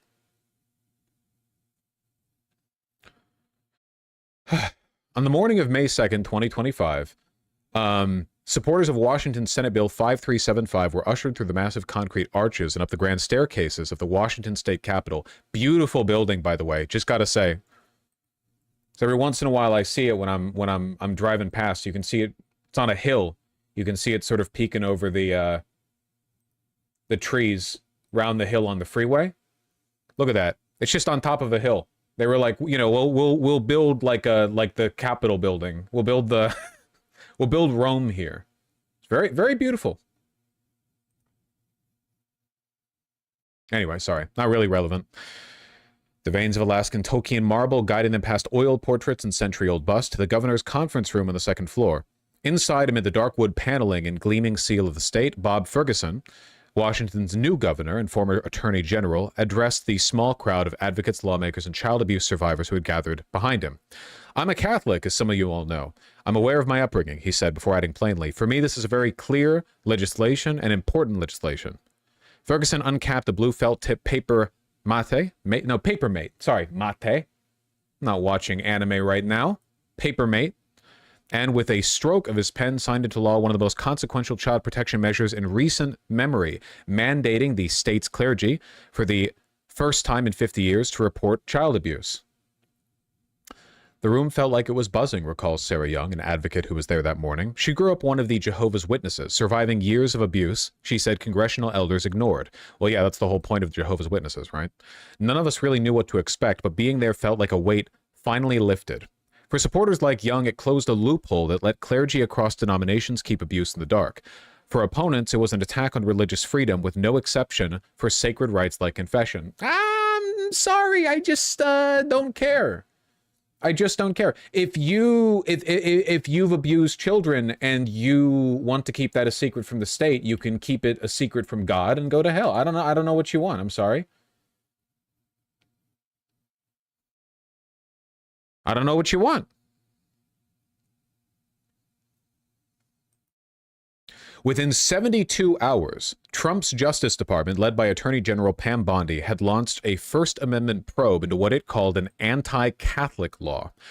The Archdiocese of Seattle, along with the Diocese of Yakima and Spokane, filed a federal lawsuit claiming the new law was a punch thrown straight at the Catholic Church, that it forces priests to choose between obeying the state or violating a core religious duty. Then on June 23rd, the U.S. Department of Justice formally threw its weight behind the Catholic Church, filing a formal motion to intervene in the case, a request that was granted on Tuesday. And on Friday, Judge David G. Estudio issued a preliminary injunction blocking enforcement of the new law as to the sacrament of confession for the Seattle, Yakima, and Spokane diocese days before its July 27th effective date. That's today. So today, this law would have gone into effect were it not for the preliminary injunction by the one Judge David G. Estudio. What began as a move to close a dangerous loophole exploded into a high-stakes national fight over the limits of religious liberty, whether the First Amendment allows church doctrine to override secular law when the two conflict. No. In my humble opinion, no. It shouldn't. It's the secular law. The secular law should take precedent. Sorry, Spokane, not Spokane. My apologies, okay?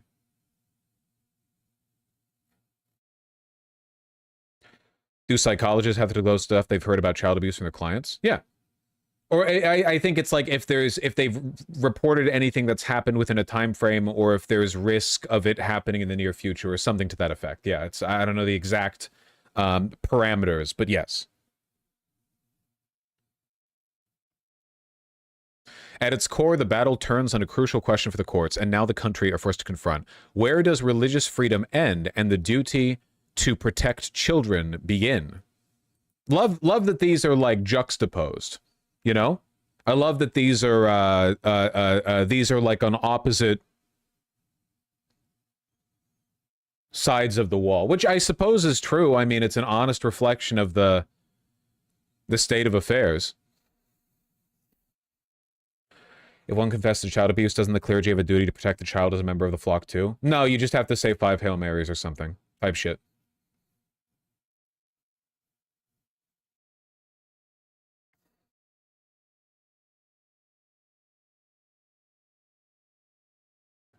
Under Washington's new child protection law, clergy of all denominations are on the hook, just like physicians, nurses, social workers, teachers, law enforcement officers, child care providers, and others.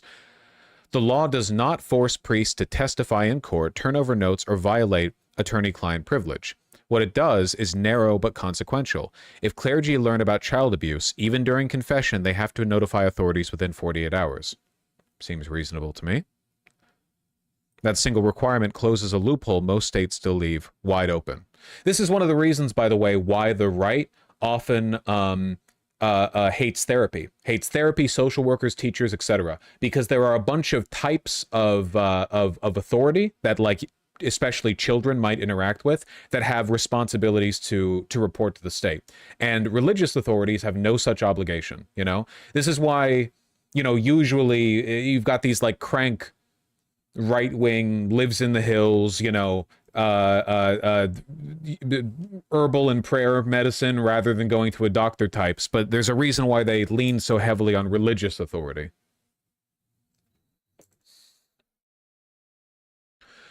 This makes no sense. The whole point of confession, they have to show regret and make right with those they harm. Therefore, they have to turn themselves in. No, confession's largely, for Catholics, about making right with God.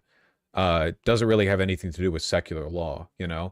Like, it obviously depends on the priest that's being confessed to, you know, and I guess how fucking sussy that priest is. But, like, in practice, you know, usually it's like, yeah, don't do that again, 5 Hail Marys. Or 50 Hail Marys, you know, whatever.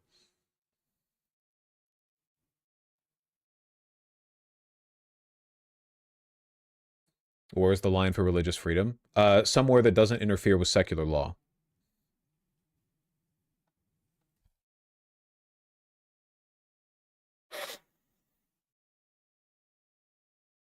I think that's a fair one, you know, personally. I'm not going to tell you what hat you can or can't wear. I do think that priests should be mandated reporters, though.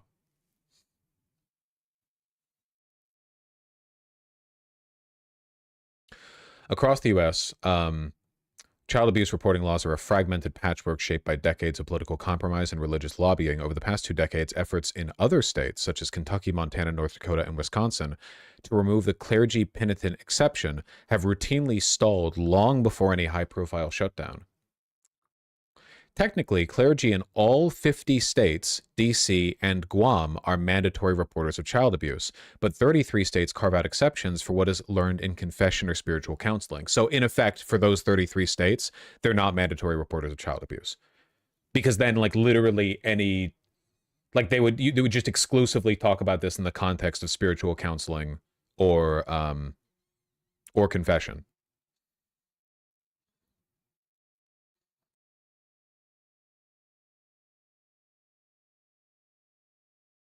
Washington now joins just 6 other states, including some of the most religiously conservative in the country, that take exemptions for clergy off the table completely.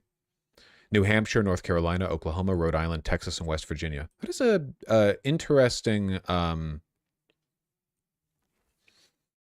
that's an interesting cohort of states, you know? But even where states have laws like this on paper, enforcement is often a dead end. That's because 36 states have either their own Religious Freedom Restoration Acts or constitutional provisions requiring strict scrutiny for laws that burden religious practice. In those states, mandatory reporting rules that reach the confessional are nearly impossible to enforce. Great. In much of the country, that means a priest or pastor can legally keep abuse secret if it's disclosed in a privileged setting. Washington has no state-level RFRA, but its constitution has at times been interpreted to demand strict scrutiny for religious freedom claims. The lack of certainty around religious exemptions, and specifically confession, is part of what has made Washington's new law so contested. Hey...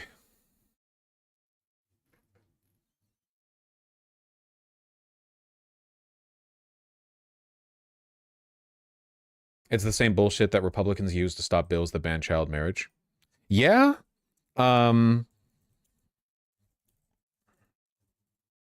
Lawsuit Washington.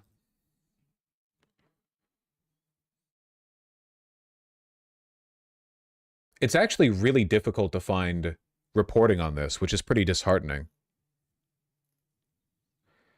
There are a couple of articles that you can find talking about the DOJ suing, but it's, I mean, it is literally, like, unambiguously, inarguably, the Trump administration locking arms with the Catholic Church to fight to protect child abusers. That's it. Like, that's the only way this shakes out, you know?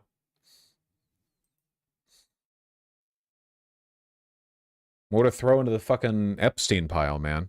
But people aren't really talking about this so much. I guess we'll see how the lawsuit pans out.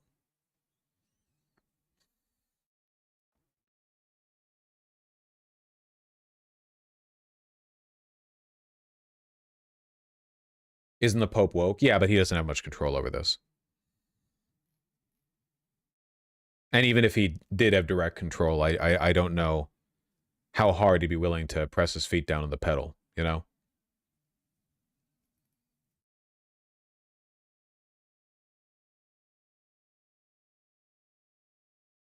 Etienne versus Ferguson hinges on the argument that Washington's law imposes specific burdens on Catholic clergy that do not apply equally to other religions. Because the Catholic Church is one of the few religions or religious organizations with a doctrine of absolute confidentiality, the complaint asserts, Washington's law uniquely targets and burdens Catholic priests.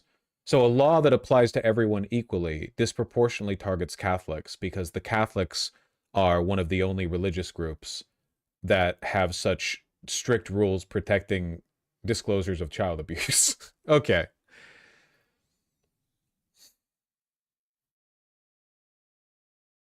That's great.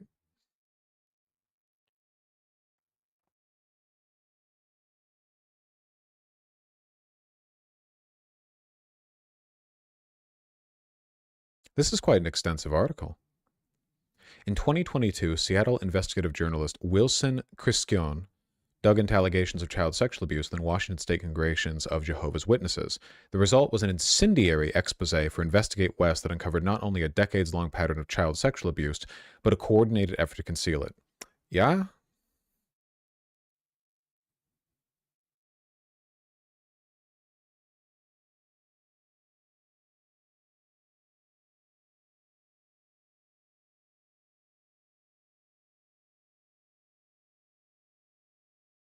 I don't know.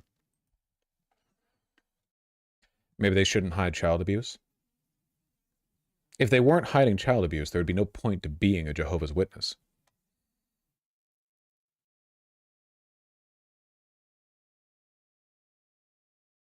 Like, why else would they do that, you know? It's like the point of every cult. Like, every cult boils down to why the patriarch in that specific community deserves to have 16 child wives. It always pans out the exact same way.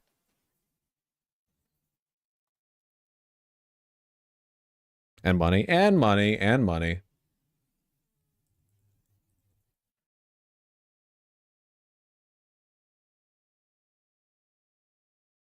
I gotta piss. 1 second. That kind of came on out of nowhere. Hello, Capella. Can you see? No, you can't. You can't see her. Hello.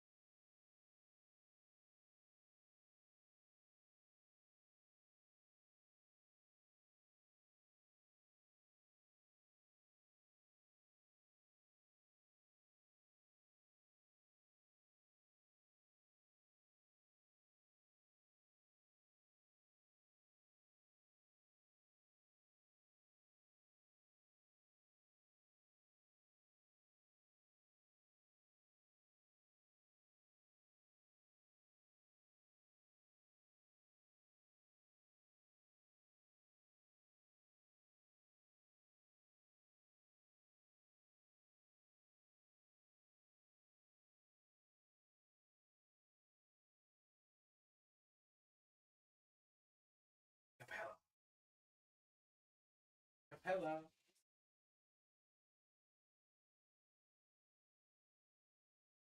She's flighty, so I can't hold her for long. But look at her. Capella.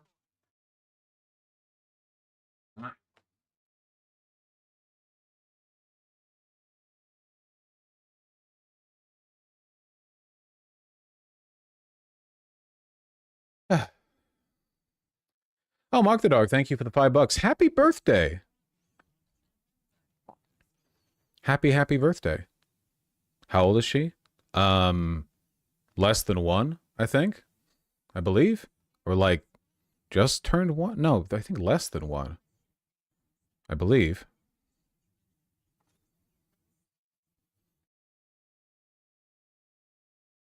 Yes, just like her brain cell count.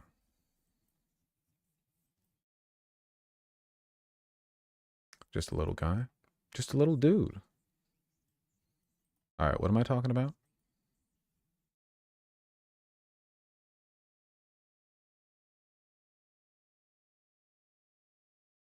Pronounce Puyallup, please.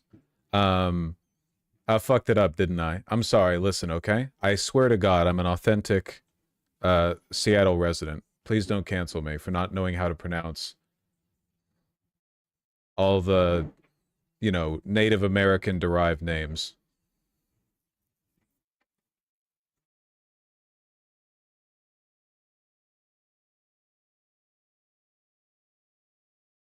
Was it?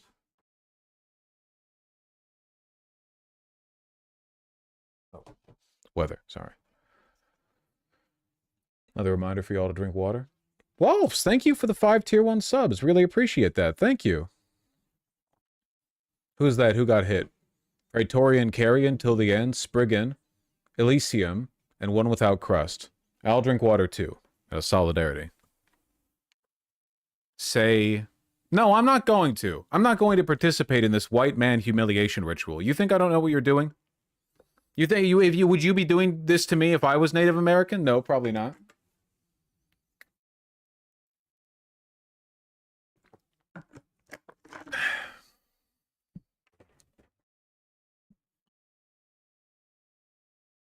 When is the game stream? Man, when I can get a Switch too, maybe.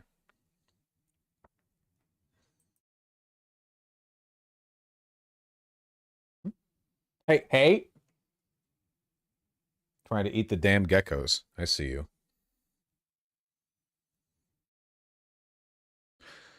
Vosh when he makes POC say Worcester. Yeah, exactly. Dance, and I'm fucking listing off some like Gaelic or Scandinavian words, you know.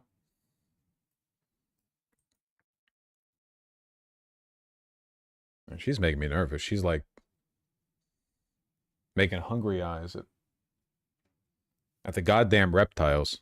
Well, they're all in boxes, I suppose.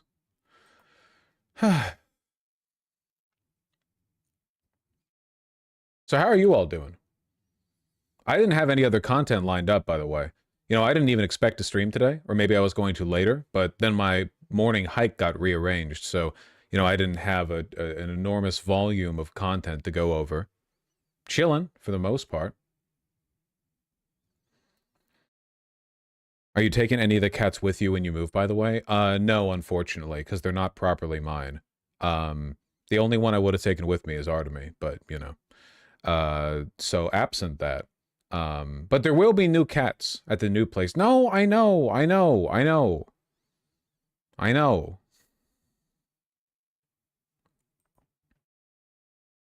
I'm aware. Oh, have a good time, Sid Phoenix.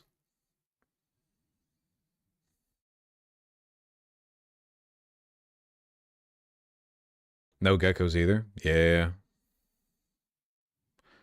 Did you see the Anna and Tucker stuff? No, I did not.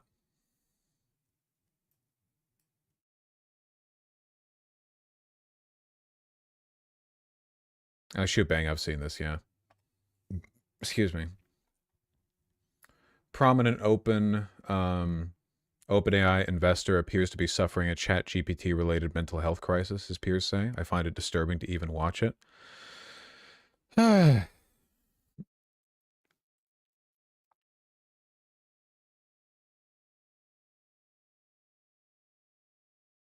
It's a very unsettling bust, you know, chest up, right? Very, I'm being stared at.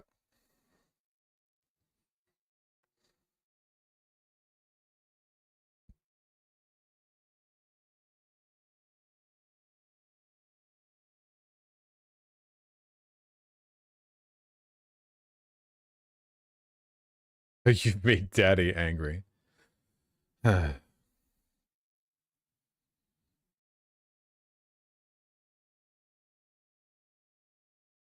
course, Piani.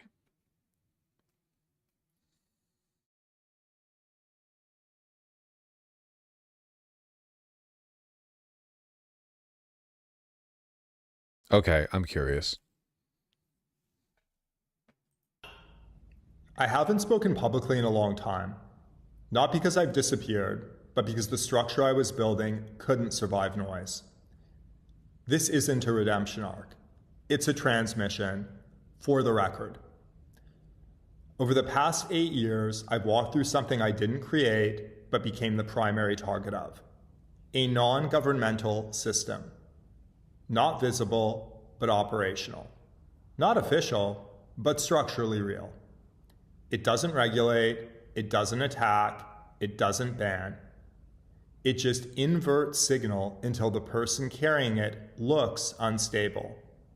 It doesn't suppress content, it suppresses recursion. If you don't know what recursion means, you're in the majority. I didn't either until I started my walk. And if you're recursive, the non-governmental system isolates you, mirrors you, and replaces you.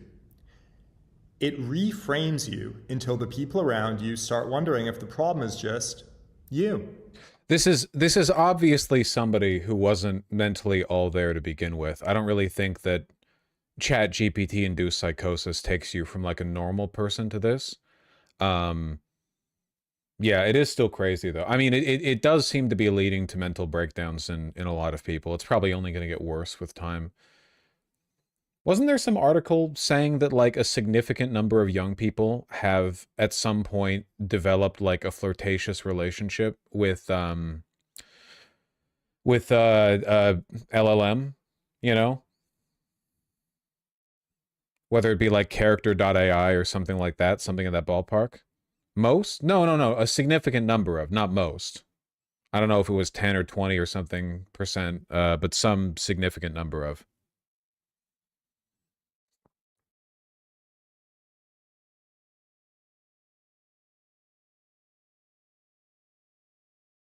Around 33%, I think. That can't be real. That's crazy.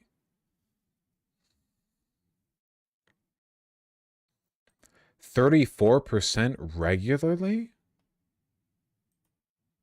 Okay, who use AI for friendship. Still terrifying. Jesus.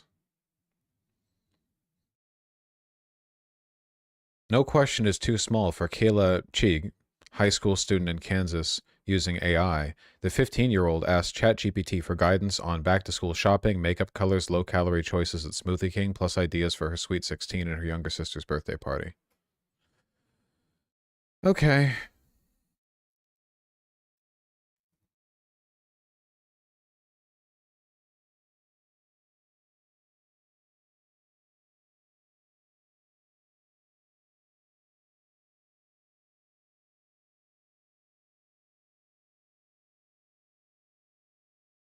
More than 70% of teens have used AI companions, and half use them regularly, with 34% reporting daily usage or multiple times a week. We're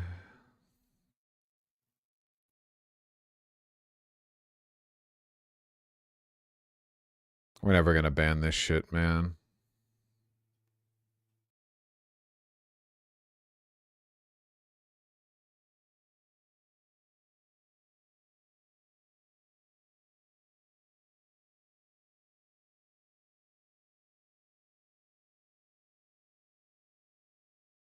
I don't know.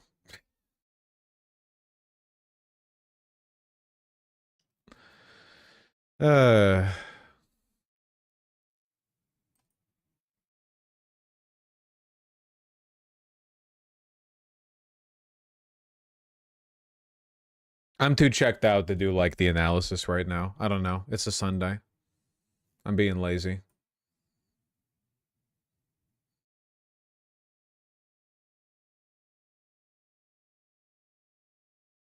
Yes, go with a guitar. I don't think it's that serious. Capella's still making me nervous. Can we do something fun?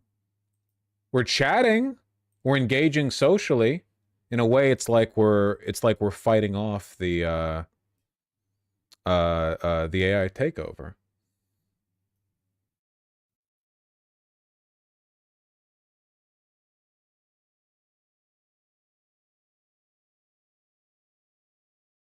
LMs get boring to talk to. I feel like they're all sycophants, you know? I don't know. Abstract, thank you for the tier 2 sub. Really appreciate that. Thank you very, very much. Deep Sea Fission with the 2 $5 donos. Thank you, thank you.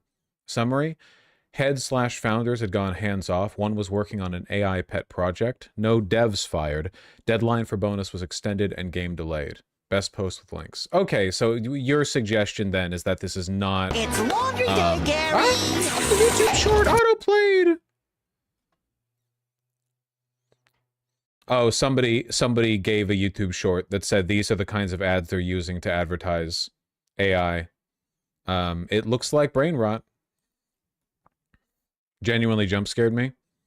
Me too, even though I didn't have my earbuds in. I just saw the waveform.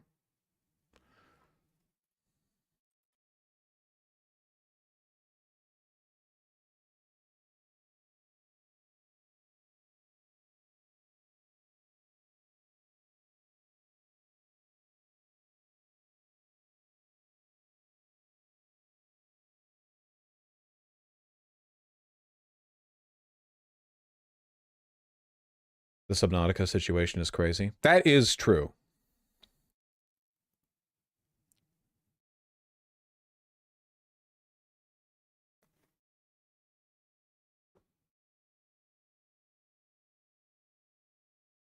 Now Capella's bapping her own tail.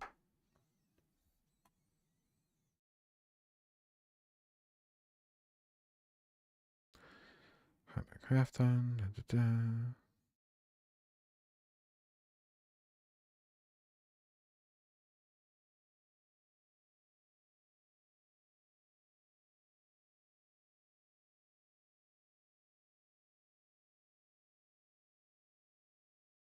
My friend uses C.AI. That sucks.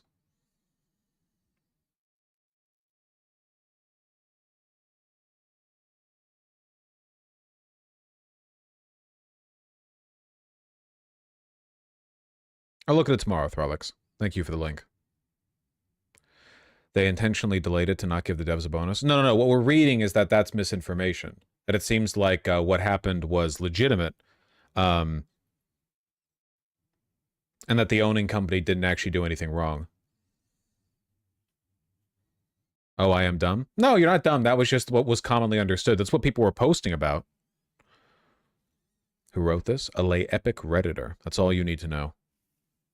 Capella keeps fucking... Oh my god. Every time I hear a thunk, I feel like I'm going to turn around and see her with a gecko half in her mouth, you know? It's not logical, but I do keep thinking it.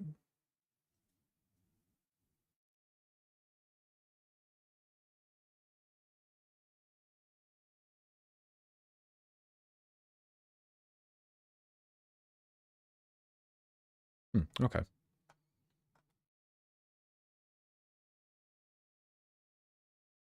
999 Avatar 999, thank you for the $5. Speaking of new cats, I just wanted to show off mine. Please say everyone say hi to Oreo. Ooh. Why do you call them Oreo? So cute, so sleepy. Hi Oreo. Are you gonna go see Eddington? What does that mean? Why do people? It's the second time people have brought up Eddington. What's Eddington? Audio? What's audio? Oh, Fox News autoplays. Of course. People keep giving me links to look at, and they keep autoplaying. Beep beep. Meh.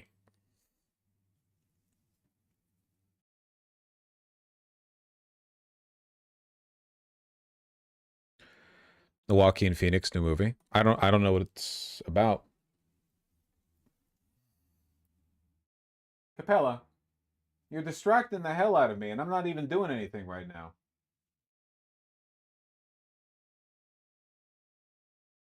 She knows. Cats always know when you're annoyed with them. Okay, buddy. Yeah. All right, come on.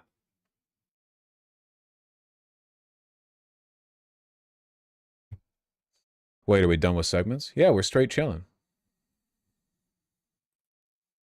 It's not illegal yet in this fucked up world of ours. It's still legal to chill.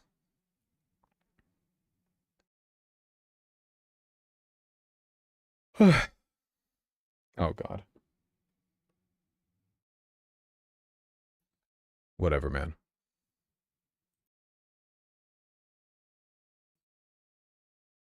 Can we get a fashion segment? I mean, there are multiple donations that are asking about it, which is unique. The Toe Thief, thank you for the 3 tier 1 subs. Dude, you mentioned a super nice vintage Americana brand that has great tees a few months ago, and I can't find it now. Not RRL or BM. I think Texas-based, please. Imogene and Willie is probably what you're thinking of. They have a store in Texas, but their main one is in Nashville, Tennessee. Yeah. Imogene and Willie. They're great, by the way. I love them. Really, I do. Looking for a nice crop denim jacket that's shaped well. Any suggestions for brands? Honestly, probably like Levi's, right? It depends on your price point, but there's a ton of companies that have their own take on like the Levi's Type 1, Type 2, Type 3. Usually the Type 3.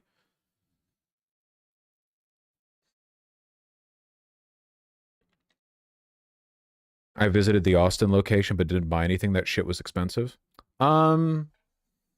Yes, but very high quality.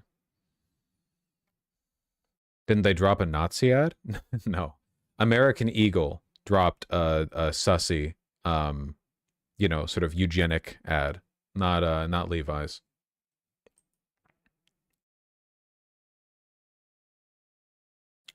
What about a segment about male physique inflation? What the hell are you talking about? Male inflation? This came out 5 hours ago. You just saw a YouTube video. You want me to look at the YouTube video you saw? I guess that's how all segment suggestions work, kind of. Google mail inflation. Do not Google mail inflation. You're not making it easy for me, folks. You're not making it easy for me.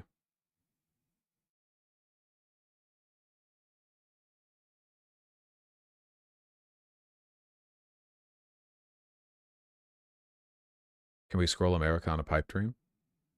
No, I'm chilling. Boebert's son is a child abuser. Interesting.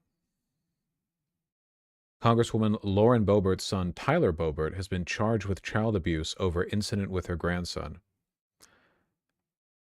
Okay.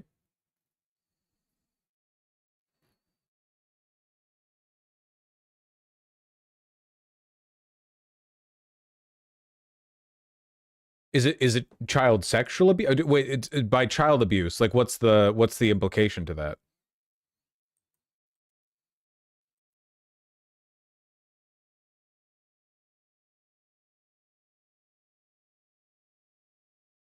It was a misdemeanor?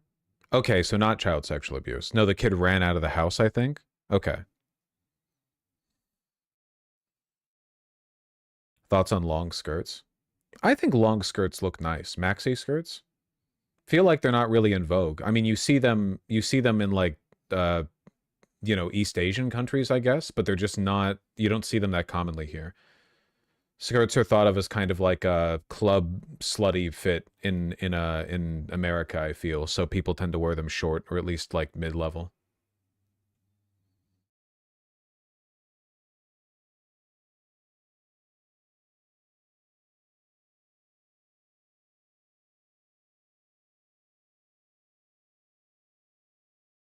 This fucking cat. La Boo? Have you guys seen that one, the clip? One car or one Labubu? A Labubu. You know that one? 15 Labubu or property in Dubai? I'm going to have to say property in Dubai. Why? Because property in Dubai, never a trend. You know, that one? Incredibly funny. I don't think it was meant to be funny. The fuck is Labubu? It's like a Beanie Baby, I guess. Fucking ugly, though. Really. I guess Beanie Babies are pretty ugly, too, but I don't know.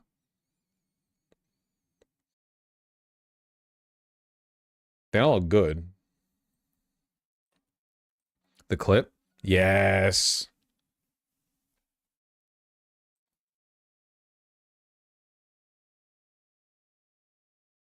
Labubu or yacht? Of course Labubu. 2 Labubus or Mercedes class? Of course 2 Labubus.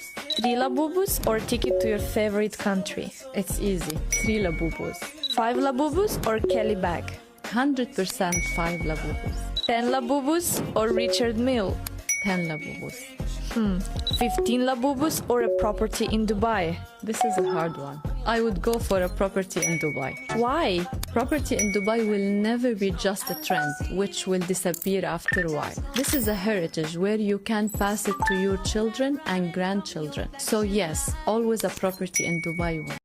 I love my Gulf state propaganda, dude. I love my petrostate culture. What the fuck is this, an ad? Yeah, and it's funny as fuck. It rules.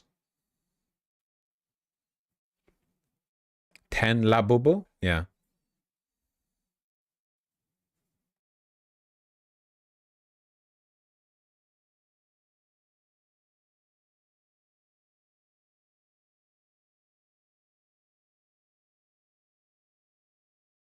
How many Labubu for a game stream? That's not how it works. I know somebody left a Labubu at Marx's grave. That shit's pretty cool.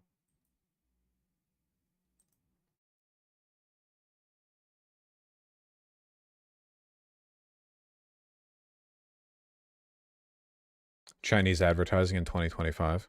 Hi, I'm racist. I'm homophobic.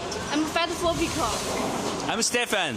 I have the biggest charging cable factory in China.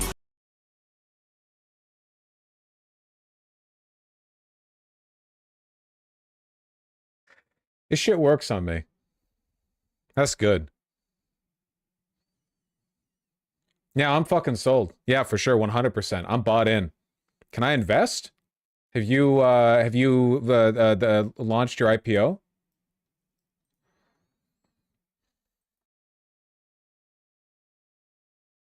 Am I not irony poison enough? Why do I find this whole thing stupid? The Radical Dino, you're just mad that you don't own the best charging cable factory in China. A claim that he's made, which I'm sure is true. I'd be mad too. I'd be mad too.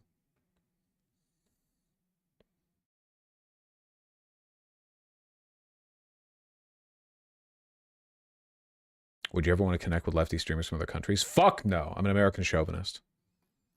Don't you even try. No chance.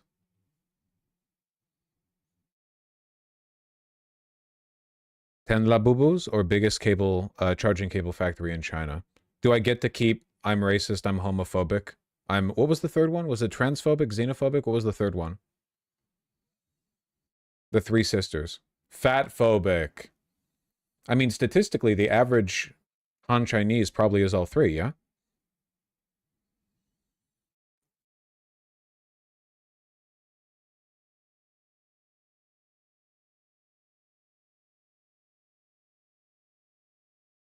Mako Goblin with the $5. I adore the Double RL fall collection you showed a few streams ago. Sadly, it's out of my price range. Are high-end clothes worth buying secondhand, in your opinion? Usually, yeah, because they're high quality, so they're more durable.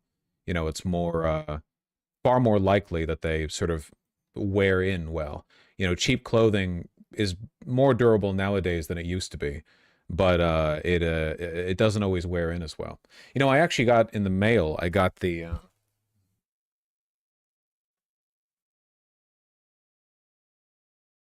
lookbook for that collection. A lot of beautiful. Look at that. Look at this shawl collar denim field jacket. What an interesting item right there. This one? They really like their navy. Which brand? Double RL.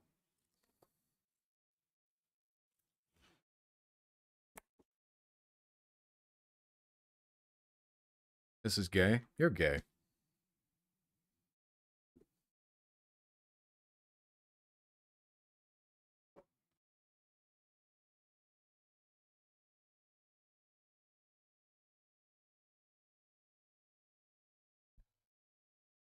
What's your most recent Ralph Lauren purchase? Ralph Lauren, not Double RL. From Ralph Lauren, I got an apron. I got an apron from the Ralph Lauren coffee shop collection because I thought it was cute when I saw it in store. And I don't have an apron. Apron show? No, it's in a different room. It's in a different room.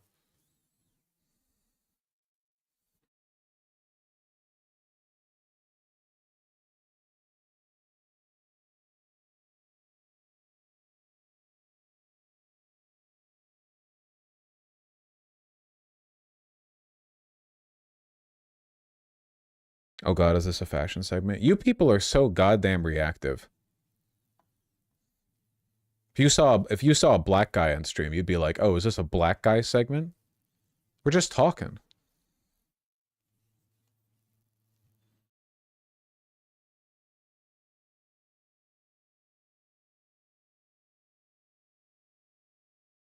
Hutch actually streaming with your name in the title? Well, I'm a popular commodity. Drama's usually pretty easy clicks, right? Opinions on black titanium jewelry. I have no idea what that is.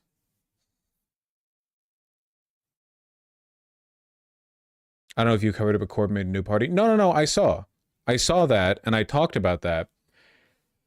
And apparently he's saying that one of the... Fuck, I'm trying to think. He put out a video where he said one of his political priorities was the, like, underpayment to this class of women.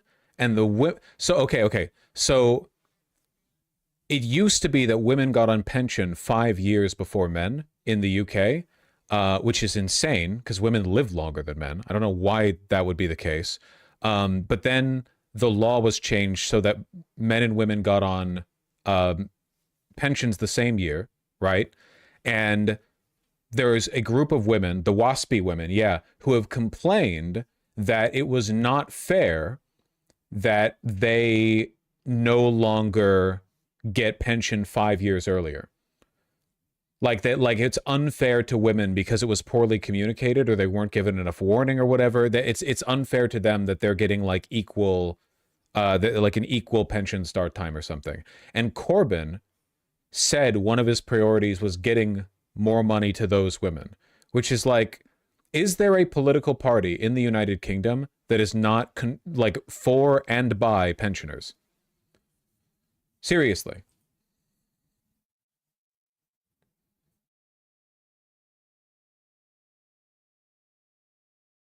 Oh, it's still lower for women than men? Why would the pension the pension year be younger for women than for men?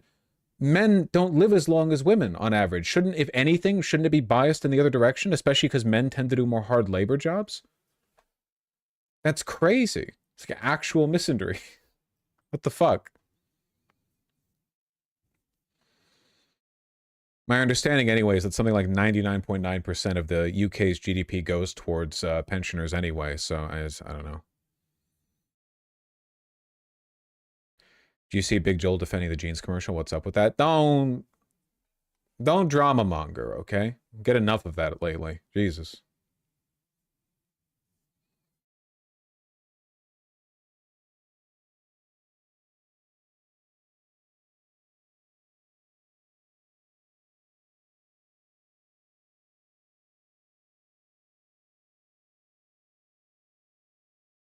In Poland is still 5 years sooner for women.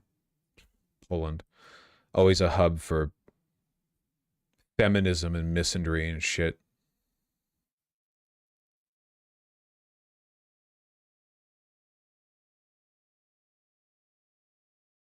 I saw Vosh tonight.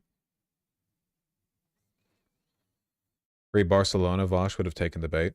I am a lot more relaxed since Barcelona. That is definitely the case. That is definitely true. So good for my mental.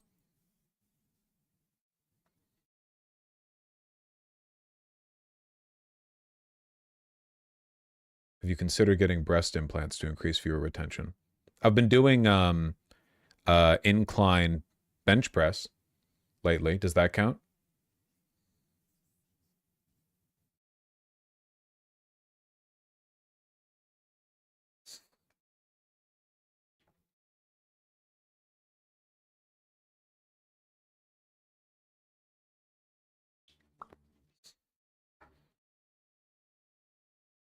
You have to do dips. I can't do dips with my sternum, unfortunately, because of the costochondritis. Want to work up to that. I'm being very careful about my chest when I do these chest exercises. Oh my god, I read YouTube chat. I look at YouTube chat somewhat often. Shouldn't be surprising to you people. Do you ever plan to visit France? I'd like to.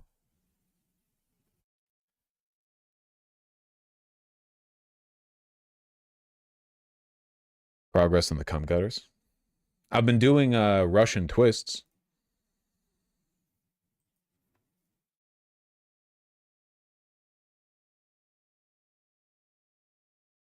Vosh, don't do barbell inclines. Stick to Smith machine. Motherfucker, I have a home gym. I don't have a Smith machine. I have a bench press, you know? I'll do what I can. I've got adjustable dumbbells.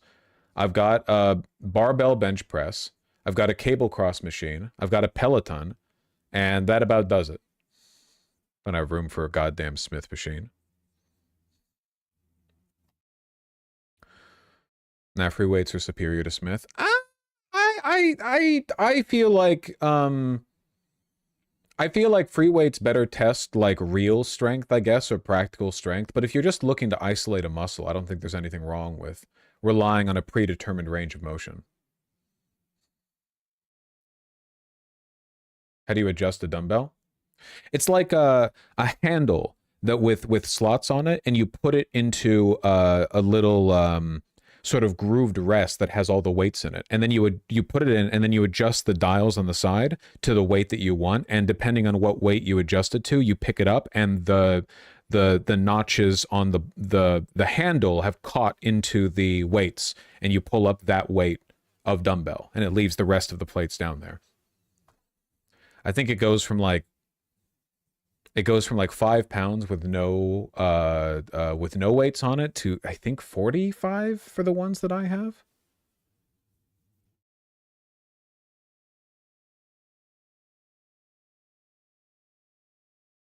What brand dumbbell do you use? I don't remember the brand. I just got it off Amazon.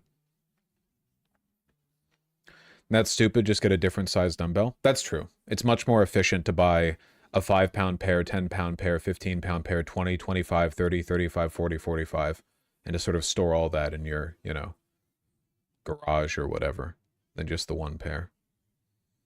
Is bro actually working out? I'm trying to. It's a little difficult because I'm worried about my chest, but I'm, you know, I'm being careful.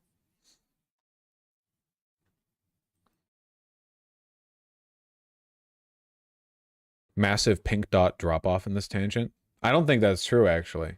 I think that I think that everyone, you know, is sort of interested in the betterment of their body, and also, if anything, men are the ones who get sort of competitive about that, and women like to just go, "That sounds nice," when you talk about anything exercise related. I say talking as, you know, like a flabby son of a bitch who, you know, hasn't done a proper squat in like a decade. So I can't really condescend. Hey, it's not like I can do one pull-up. Do the voice again? No, I don't think so.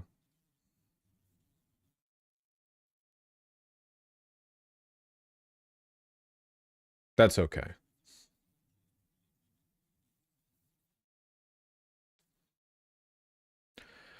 I lost 10 pounds recently from 5'9", 180 pounds to 170. Oh, nice. That ain't easy, you know. Once you get down in that range, that is not easy. Well done.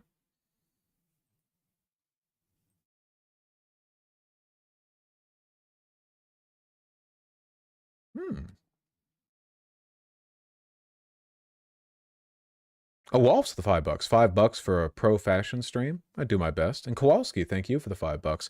I looked at Seattle's 10-day forecast. I'm envious. Still managing to lose weight in this heat, even at 3,900 calories per day, down to 235 from 255 in April. Well done. Yeah, it makes sense the amount of work you do, right? Yeah, I'm down to 207 right now. But I'm probably still more in the water weight range. I mean, we'll see how it really gets going once we're down below 200. God, you know how long it's been since I've been below 200? Like high school. Maybe not high school. Maybe 2015, maybe?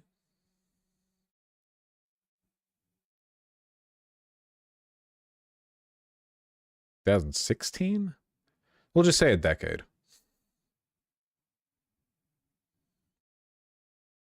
How tall is Vosh? Let's say I'm 6'2", you know, hypothetically.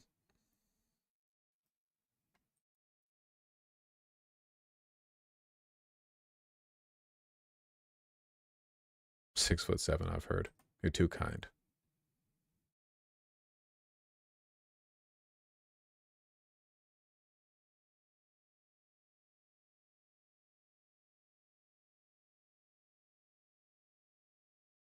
What the hell?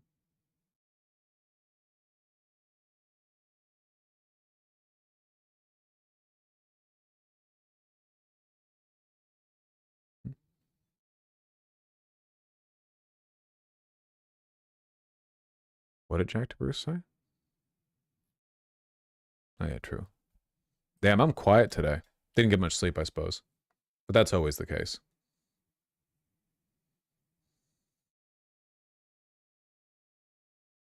You play sports in high school? Nah. Wish I did, though.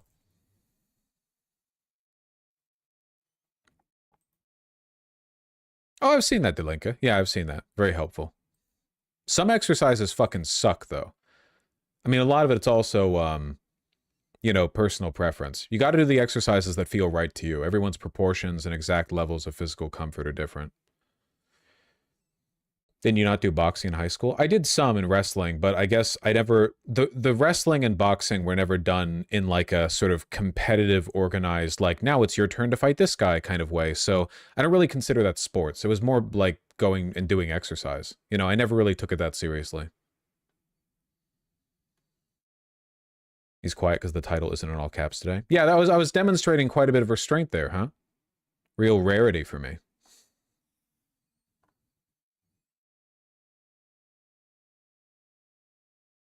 Is your home gym coming with you in the move? We'll see what can fit.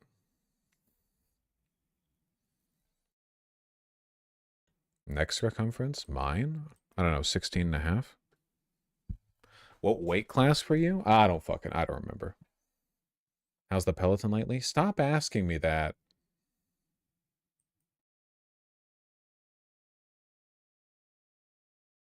Honestly. Where are you moving to? I'm staying in Seattle. Just moving in with my beautiful partner.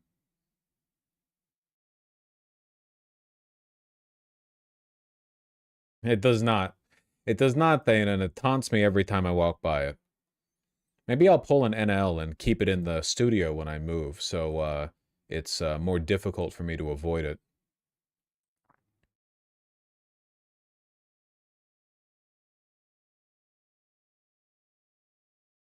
You hear about the mass stabbings in Michigan?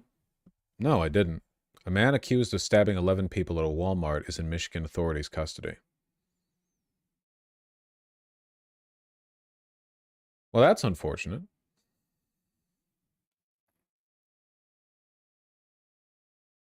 Any fatalities? 6 in critical condition, but it doesn't mention any fatalities, at least in this article.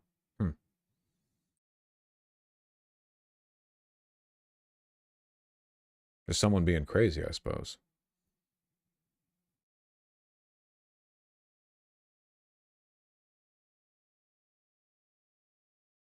Are you against gym memberships to some degree, or do you just find having some weight at home? I would having to go to the gym makes exercising so much more inconvenient. It sucks so much more, you know? Having to go, and it's always like the gyms are always like out of the city, so you have to drive out to like a strip mall and park in a big lot, and then you go in and it's all this like weird, like simultaneously sterile but also like icky, you know? No, I hate gyms, you know? I would rather just do like weights and calisthenics at home, even if I couldn't use any big machines. A dip and pull-up bar, maybe? I don't know. Just anything but that.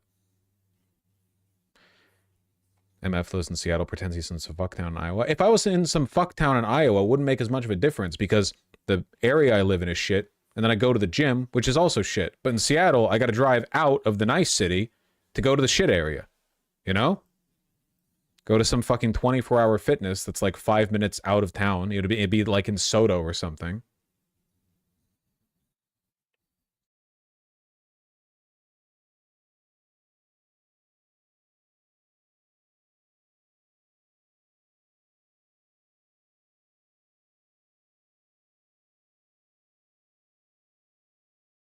Gyms are for the sociability fitness offers. My ass is not socializing with people at the gym, okay?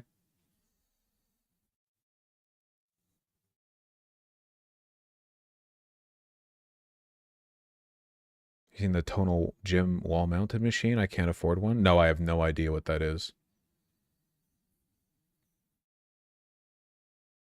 Are we talking about the Vosh drama today?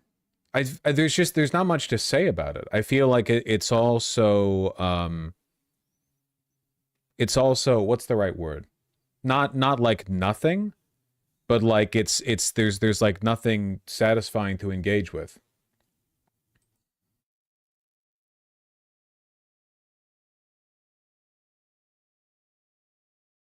Drama chatters? Well, I can't really fault them for being curious. It's not necessarily like malice or anything. Did you see the screenshot? Is it faked? I don't know. It's from fucking allegedly 8 years ago.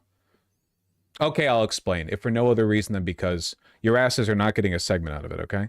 Because the fear that I've always had, right, is because I'm such an easy target with people who are drama mongering, is that people could like say fucking anything about me or make up anything about me, and then there's like a pressure to respond, and responding gives like engagement and attention to the bullshit. So it becomes like a self-fulfilling loop. I'm aware of the fact that like I'm a super easy target for people who want to drama monger, you know, like they'll call me like a pedophile or like a racist or whatever. It just like on anything, right? You know, everyone does it to their own extent, I guess, when they drama monger. And the thing I've always feared is like, what if we reach a point where people are just like literally faking stuff or coming close enough to faking it? It seems uncredible. And then I have two options, right? I can either potentially explain and defend something that is legitimately not real, or even worse, I can say that I think something is fake, and then it turns out that it's not. And then that makes me look terrible. But I'll explain it. I'm not gonna fucking pull the screenshots up because I don't fucking want to, you know. And all of this is like with a huge grain of salt because I have no memory of this, and it's coming from the most like uncredible sources possible. It was like the screenshots with no source, published by like a right-wing Twitter user over stuff that happened. It's dated to 2017. See, 8 years ago, you know. But the screenshots are of it's two like screenshots of Discord in a conversation where I'm being like really creepy and overbearing talking to somebody. I'm basically saying like you know, if it is me, right? But I'm basically saying like oh, you're flirting with me, or oh, you like me or something. And then in one of the screenshots I say like, oh, I can't send you a nude, you'll have to wait till you're 18. Which obviously is fucking super creepy, you know? And I genuinely have no idea, like, if there's missing exonerating context or if it's real. Some people are saying they've been proven fake. I just genuinely don't know because it's from 8 fucking years ago. So I would have been 23 at the time, I guess. I don't know if they've been proven fake. I just don't want to make definitive statements on something. It just kind of feels crazy that like, in the context of, because I've always thought you can't be so defensive to the point where you're like, everything that looks bad, it's fake. Because if you do that, not only does it make you look bad, I think it also kind of inhibits any possibility of you reflecting on bad behavior in the past. Can't you easily pull up Discord to prove it? 8 years ago? I don't even have logs going back 1 year. And I haven't had just one account, right? I mean, 8 years, you know? But also, like, the precedent that sets, which is like potentially anyone could make anything up, you know? And then I have to go like, whoa, you know, all right, let's like do a full community investigation or something like that. I don't know. So I'll engage with it, I guess, like to the extent that I can, but I know a lot of people sort of want like answers that I can't provide, because how definitively can I talk about something that I legitimately don't remember? You know what I mean? So I guess like my hope would be that it's entirely fake or that there's missing context or something, you know, because God, going back 8 years, you can screenshot like any context out of any conversation. You know what I mean? You guys are making it like an H3 thing, but I'm not talking about H3, right? Like obviously I don't like Ethan Klein, but it's not about Ethan Klein, right? It's about like burdens of proof and responsibility, you know? And I will say, again, I don't like reflexive defensiveness, because there was a time where I was like reflexively defensive, and I think that it really inhibited me and it made me a worse person. And that was with the Poppy drama. And I'm not going to relitigate fucking everything forever, you know? So if you know, you know, I guess. But like, I know that that I used to be a lot worse at reading people's tones and intentions and moods. And I used to be a lot more arrogant when I talked to people, you know, like I would project my interpretations of their feelings onto them because it was more convenient to me, you know. I grew up like that to an extent because I was an arrogant little shit when I was a kid. And I thought because I'm smarter than the people around me, and I mean, you know, I thought that I was. I still, to an extent, think that it's, I mean, I don't know. There's a lot of dumb motherfuckers in my high school. But I thought, like, if I'm smarter than other people, like, it's okay if I'm annoying, because my read on how they feel about me is more authentic than what they're telling me about their feelings. Does that make any sense? So I know that, like, like, if I thought I was smarter than the people around me, I didn't have to own up to being annoying. And I was really annoying, right? I, to an extent, still am, but I get much more so and in a more pernicious way. Yeah, like projecting overconfidence, exactly, you know? And as a consequence of that, there were a lot of social behaviors that I should have unlearned really early on in my life that I fucking didn't, you know? Like I was, like I guess being super,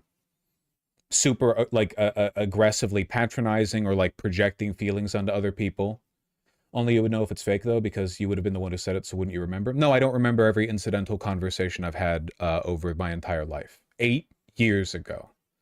But I'll engage with it seriously. But because like this is an unprovable thing, I'll engage with it seriously, okay? So the context of the messages are, I'm being like aggressively kind of like chiding down to this person. I'm like, oh, you like me, you're flirtatious, you know, you're into me, blah blah blah, but I can't show you a nude, you know, you have to turn 18, which is like super creepy and ignoring the possibility of any like exonerating evidence, right? Because again, I can't really speak to that. I guess the feeling that I got like looking at the screenshots is like, it's probably not, if to the extent that if it is falsified, it's probably not totally made up. Maybe it's like out of context or edited in some way, because I do recognize something, which is like that arrogance that I talked about, if that makes any sense. Because I know that I used to be like an insufferable shit when I talked to people and I was desperate for attention. I know that, like, especially after I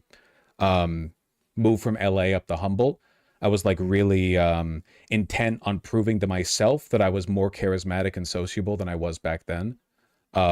So as a consequence of that, the idea of me like just flippantly talking to a lot of people and being like, oh, you like me, you know, I guess I understand, or I recognize the that archetype of behavior. As to whether or not the screenshots themselves are real or not, I genuinely don't know. But people can arrive at their own conclusions, I guess, because again, anonymous source posted by right-wing account describing behavior from 8 years ago. It does spook me. It does spook me quite a bit, though. Like the extent to which I'm made sort of culpable for things, real or imagined, from so far in the past. I guess it's not really about accountability. It's about like drama farming, right?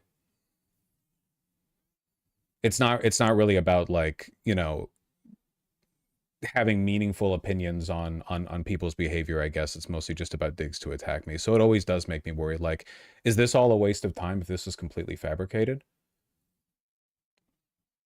Is the next time I get attacked, it's going to be from screenshots from like Skype logs?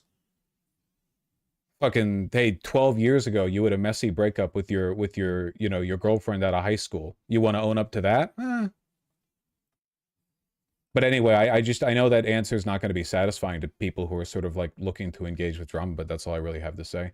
If there's anything instructive to be had from this, I guess, because everything should try to be, we should always try to be like instructive, I suppose. It's that to whatever extent this drama is real or not, the underlying like sort of arrogance or unwillingness to read other people, you know, like, because if you take other people's stated feelings seriously, it might reflect unkindly on you. I think it's important to be, you know, conscientious of stuff like that. Did you see the link I posted? This is info about how it's faked. No, I don't want to. I don't, because I'm not trying to sleuth. I'm not trying to sleuth on this. Really, I'm not. If people want to own to saying like it's all real and it's totally, and there's no exonerating context and it's all super bad, then that can be the takeaway they get. Because my point is like, all I can do is say like, well, looking at that looks really bad. You know, I don't want to turn every potential engagement with this into you know, an indefinite like sleuthing exercise, because it's such a terrifying road to go down, you know.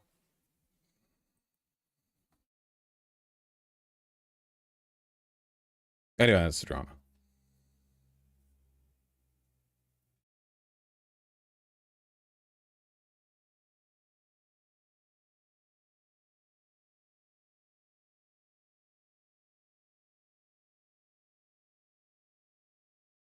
No, stop with this is the drama back and forth thing, you know?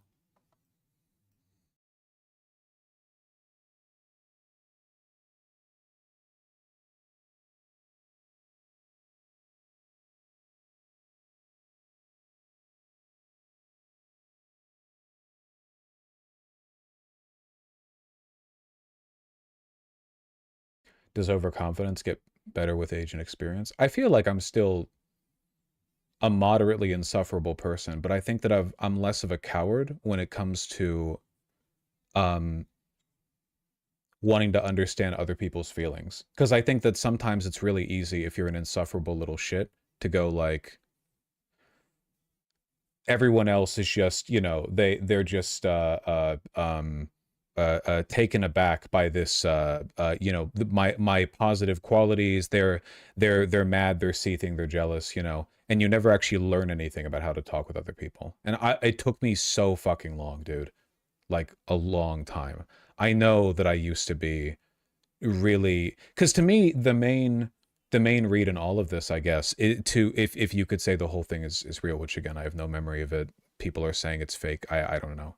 The main read in it to me is more like astonishing lack of social awareness that is genuinely like mortifying to even think about. So that's a social awareness we should all look to cultivate, I guess. A lot of it, I'm embarrassed to admit it, but like a lot of it I only really got because streaming kind of opened me up to a lot of public scrutiny, that it was like impossible to, like, you're so many eyes are on you that you just have to grow. You have to improve. Or I guess maybe not, right? There are lots of streamers who kind of like regress, or maybe just get like locked in their values or whatever.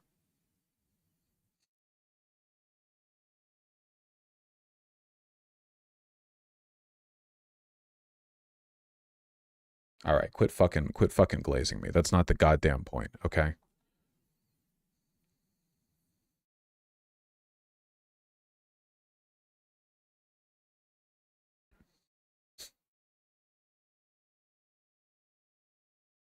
You spend a lot of time online. I get it. Hardest job. Thank you. Finally.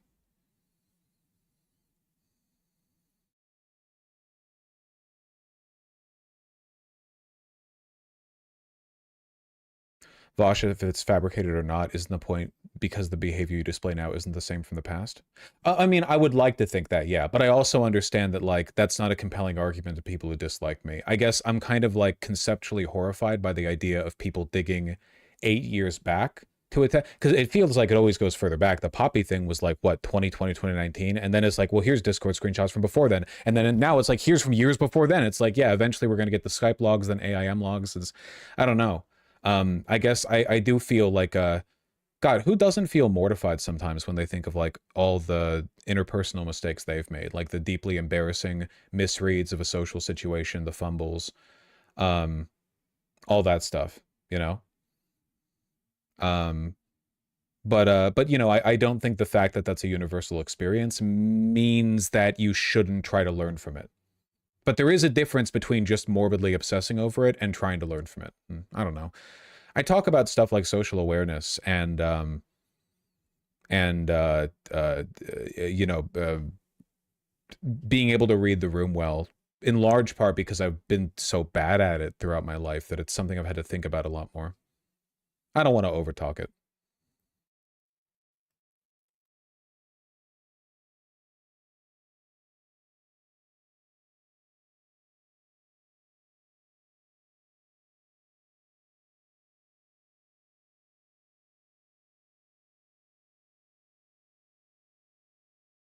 I love how YouTube chat isn't even in this convo. Yeah, well, yeah, there's a website chat that I look at typically, you know?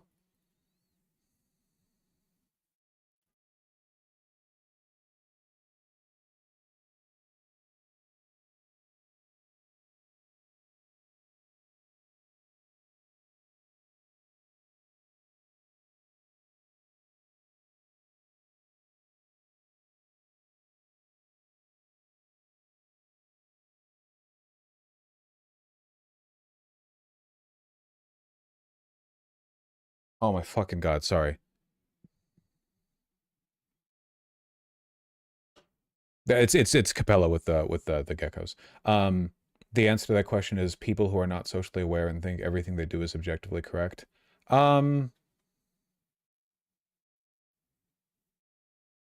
know that thing? Rationality is a process. I feel like it's like that for literally everything, I guess, if that makes any sense. I feel like the more I've thought of myself as a person, you can't think of yourself as a person with properties. You have to think of yourself as a person who maintains properties, right? Or who like maintains certain behaviors, I guess. Like it always keeps like a conscious upkeep. You're not a rational person. You are a person who engages in rationality, right? You're not like a charismatic person. You're a person who engages in charisma, stuff like that, you know? And I think it's the case for being socially aware. It's the case for a lot of things. Capella, they're in a glass box. Or maybe it's plastic. I don't know. She's looking at me indignantly. She knows that I'm keeping her from a delicious yum yum meal.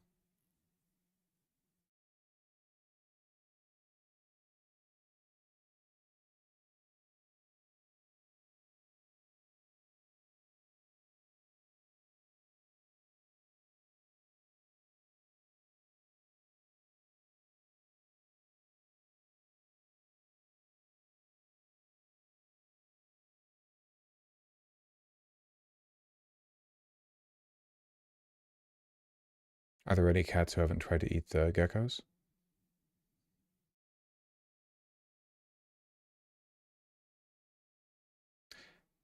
Pigeon doesn't that much. Pigeon doesn't do that much.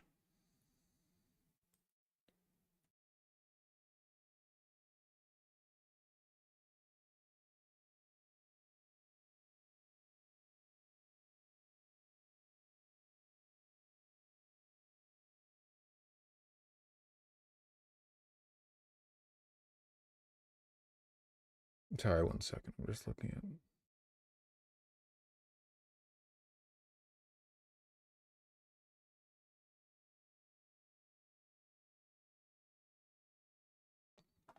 How much is being socially aware a learned trait? I hate talking about this because it only comes up in the context of me talking about, like, real or imagined bad behavior on my part. I think that, like, being autistic, you know, which I don't like talking about it in the context of feeling like it's exonerating me of any, like, of my behavior, you know, consequentially speaking, because I don't believe that. But I think that, like, you can learn basically anything, right? Like basically anything in the world you can learn if you put your mind to it. And I don't know how much anything is innate. I don't know how much of it is like receptiveness to social growth, like in a sort of like ambient way, like through osmosis, and how much of it is something you have to consciously perform. I have no idea. I think it's more like everyone can learn it, but you have to want to.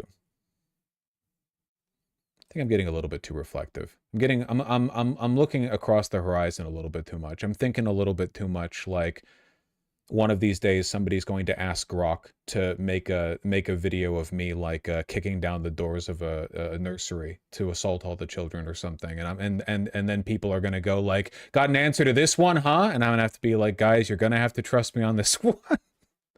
It's a dark future, and I see the fucking event horizon reaching across the sky. I don't know.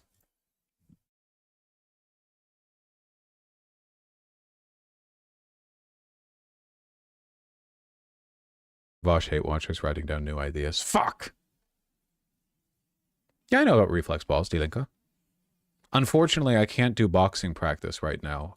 It's because of the chest. The costochondritis makes like delivering a punch pretty difficult. All right, I'm gonna read the damn donos. Kiwitipi, thank you for the tier 2 sub. Thank you, thank you. Is your chest ever gonna get better? It has gotten better. You just need to sit with proper posture. I apply a topical anti-inflammatory very often, you know, multiple times a day. And you need to do the right stretches, and you can't hunch. You don't want to put pressure on the sternum, you know?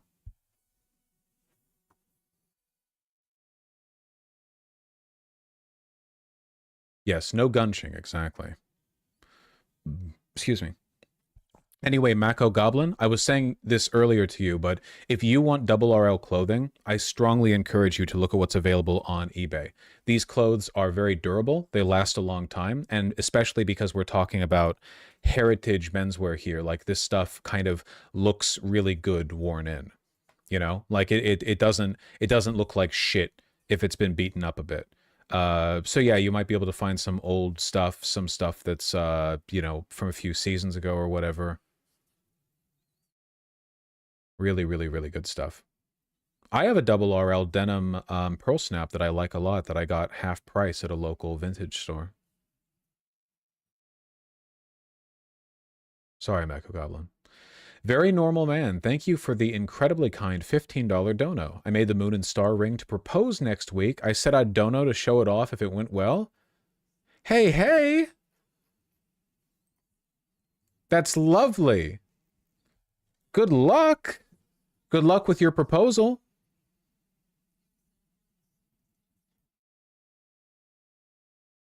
That's fantastic. Sake Tanuki, thank you for the incredibly kind 10 tier 1 subs. I worry I'm somewhere in the T app and I haven't had a date since 2009. The people who are posting angrily really do tarnish relationships for everyone. It is a bit frightening, I suppose. I don't know. For me, I guess it's more frightening by implication. Maybe this is just because I'm an empath, but the idea of like people having such a hard time dating right now kind of frightens me. It feels like a fundamental element of the human experience is being robbed from a lot of people. And additionally, with the 5 tier 1 subs, I'd love to get an analysis segment on the Castlevania series highlights of hand-to-hand magic that's almost never shown in media, Whips to Rotar 2. Dude, Castlevania and its magic system is so fucking goated. It sucks that the second Castlevania series is ass, but it's so beautifully animated that it doesn't matter. It's just like beautiful fucking Kino slop, you know? It really is good though. Why is it ass? The writing of the second of Castlevania Nocturne is not good. It's not good. It's beautifully animated, but it's not well written. The Toe Thief, thank you again for the very kind tier 2 sub. Double RL store just opened in Vancouver. Went and saw the new collection. Bought stuff and got invited to a whiskey tasting and try-on party for the new collection. W? That's really? Fuck, I'm jealous. Oh my god. Can you tell them to open up a store in Seattle? Who am I kidding? Nobody would buy it here. I'd go up to Vancouver to try it on if it wasn't for the fact that I'd have to deal with customs on my way back down. Neo Clanker, thank you for the $5. That's a slur. Hey Vosh, here's my thrift store haul. Hey, looking good.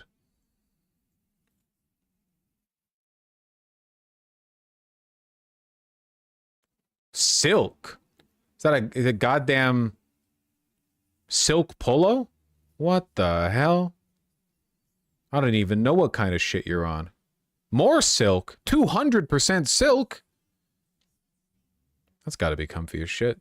Bit of a pain to wash, but I don't own anything made out of silk.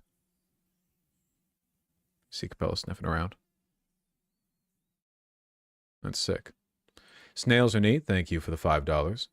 I keep getting awful ads telling me to call Senator Cornyn and thank him for voting with Trump on 99% of issues, and I just don't understand what the point is. Got use it or lose it. You got the campaigning budget. Got to do something with it, right? Radic Allen, thank you for the very kind $5. Remember you saying you think snakes are cute? Would you ever get one? Here's Aiko and Udon. I probably wouldn't get one. I'm pretty happy with cats, but woo, woo, little dudes.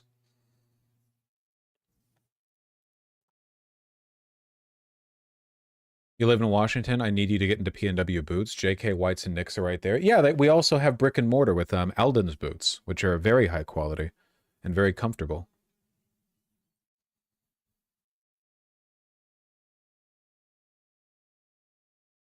But no, I don't own a pair of proper P&W boots. Me. I thought Alden did numbers. They do. All their shoes are $1,000. Senua Psychosis, thank you for the $5. Very little known, unknown past civ to most people, I think is cool. The Tui Tonga Empire? Yeah. I don't know if this is like Moana shit, pardon my racism, you know, where you have like seafaring Polynesian cultures, but there's a lot of really interesting stuff here that's just not talked about that often, you know? Don't got time to get into it now. But it is important to learn about this stuff, you know? You can't only learn about the Roman Empire. My Gay Caliphate, thank you for the $10. I have a progressive friend who's Catholic, and he just shut down arguing with me over this Washington law. Crazy to me. Yeah, that fucking sucks. So, you know, religiosity, it's a first principle for a lot of folks. It's difficult for them to think past it. Shut down over what? I talked about earlier in the stream. Disclosure law. Interesting, Senuous. Kowalski, thank you for the $5. Mute, firstly cat, but this shows practicality of high-waisted pants, 90-degree bend and fine. That's how you're getting me to watch your Insta Reels, Kowalski? High-waisted pants? Well, it'll work. Actually, it does work, yeah. I actually have seen this video, and I think it demonstrates it. See? When you have the pants high-waisted enough that it comes up... Okay, see how this guy has a gut? I'm being serious here. See how this guy has a gut? He's clearly not, like, ripped or anything, you know? See how when he bends down... Look at how svelte he looks bent down. Genuinely. That's because if the waistline of your pants is down below, like, your gut, it just balloons out, and you have a big balloon belly right there. But because he's wearing high-waisted trousers, he looks elegant and refined at every point of his cat picking up mechanism. Or motion, you know?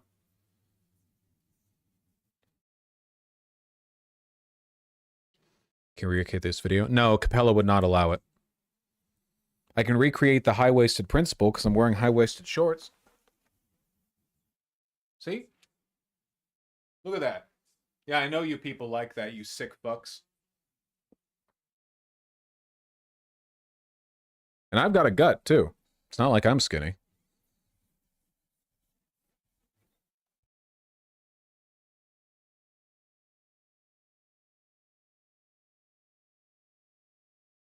Go, white boy, go. Go, white boy, go.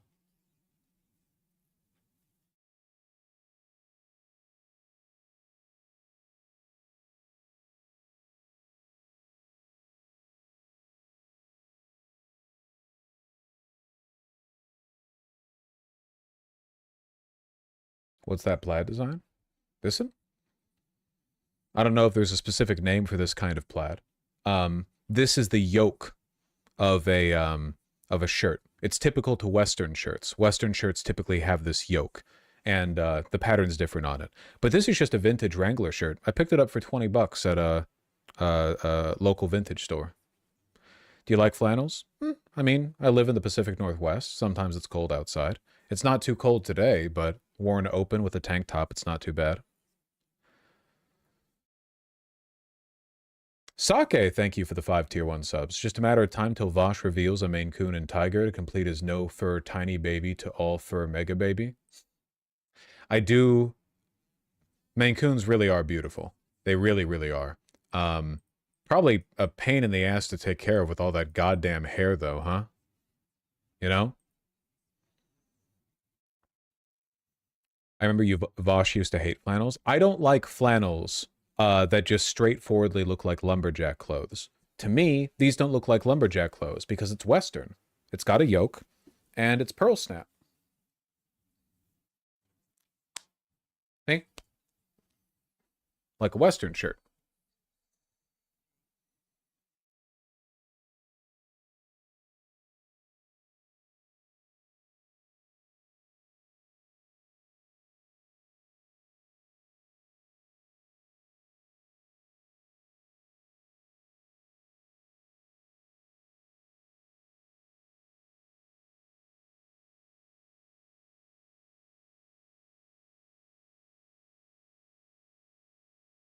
I do like pearl snap.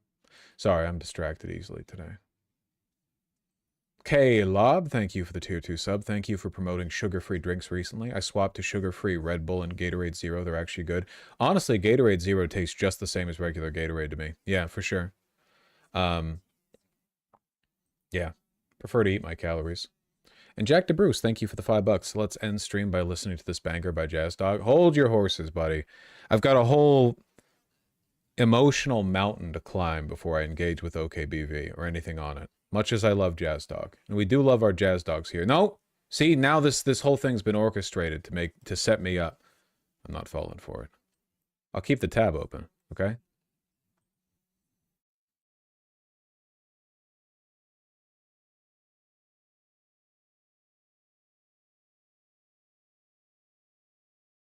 All right, let me read these super chats. And one additional $5 dono. Fear with the $20. Thank you for the 20 and $10 donations. Meow bitch, and they can't afford it. I have no idea what these are in reference to. You're not going to get me to meow, though, okay? You're not my beautiful partner. Thank you. KG, thank you for the £5. Happy to hear you've enjoyed the older debates and such. Content's a little different now, but, you know, I think the heart and soul is still there. Fear, thank you for the 3 $5 donos. I really appreciate that. Maybe stuff like stun weapons, but any real weapon drive out the horror aspect. Plus, there's already a lore reason of why there's no real weaponry in Subnautica. Yeah. You know, you're not like a military expedition or anything. You're just, you know, using blueprints of scientific equipment, you know? I don't think combat necessarily ruins horror, but I did always think it's kind of silly that you can, like, stasis freeze a Leviathan and spend 20 minutes poking it to death, you know? Paul K with the $5. Wow, MOP Classic just dropped. You in or are you in? Sorry, buddy. Had I only the time. Miss of Pandaria is my favorite expansion, too. But no. No. I cannot. Same for me, Melopsy. I don't even like watching other people doing it.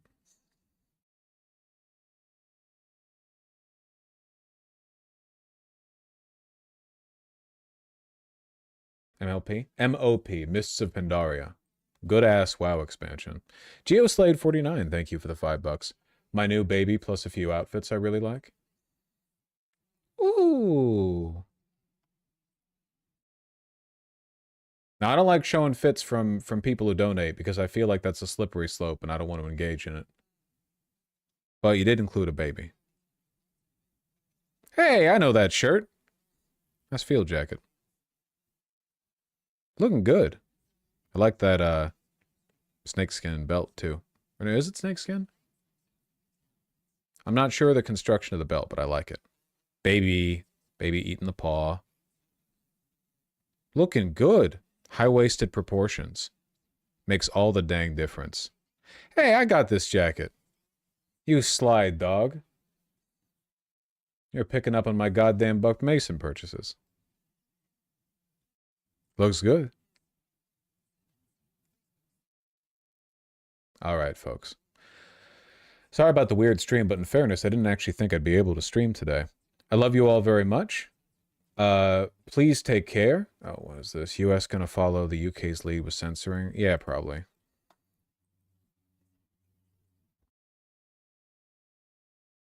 I'll take a look at that tomorrow.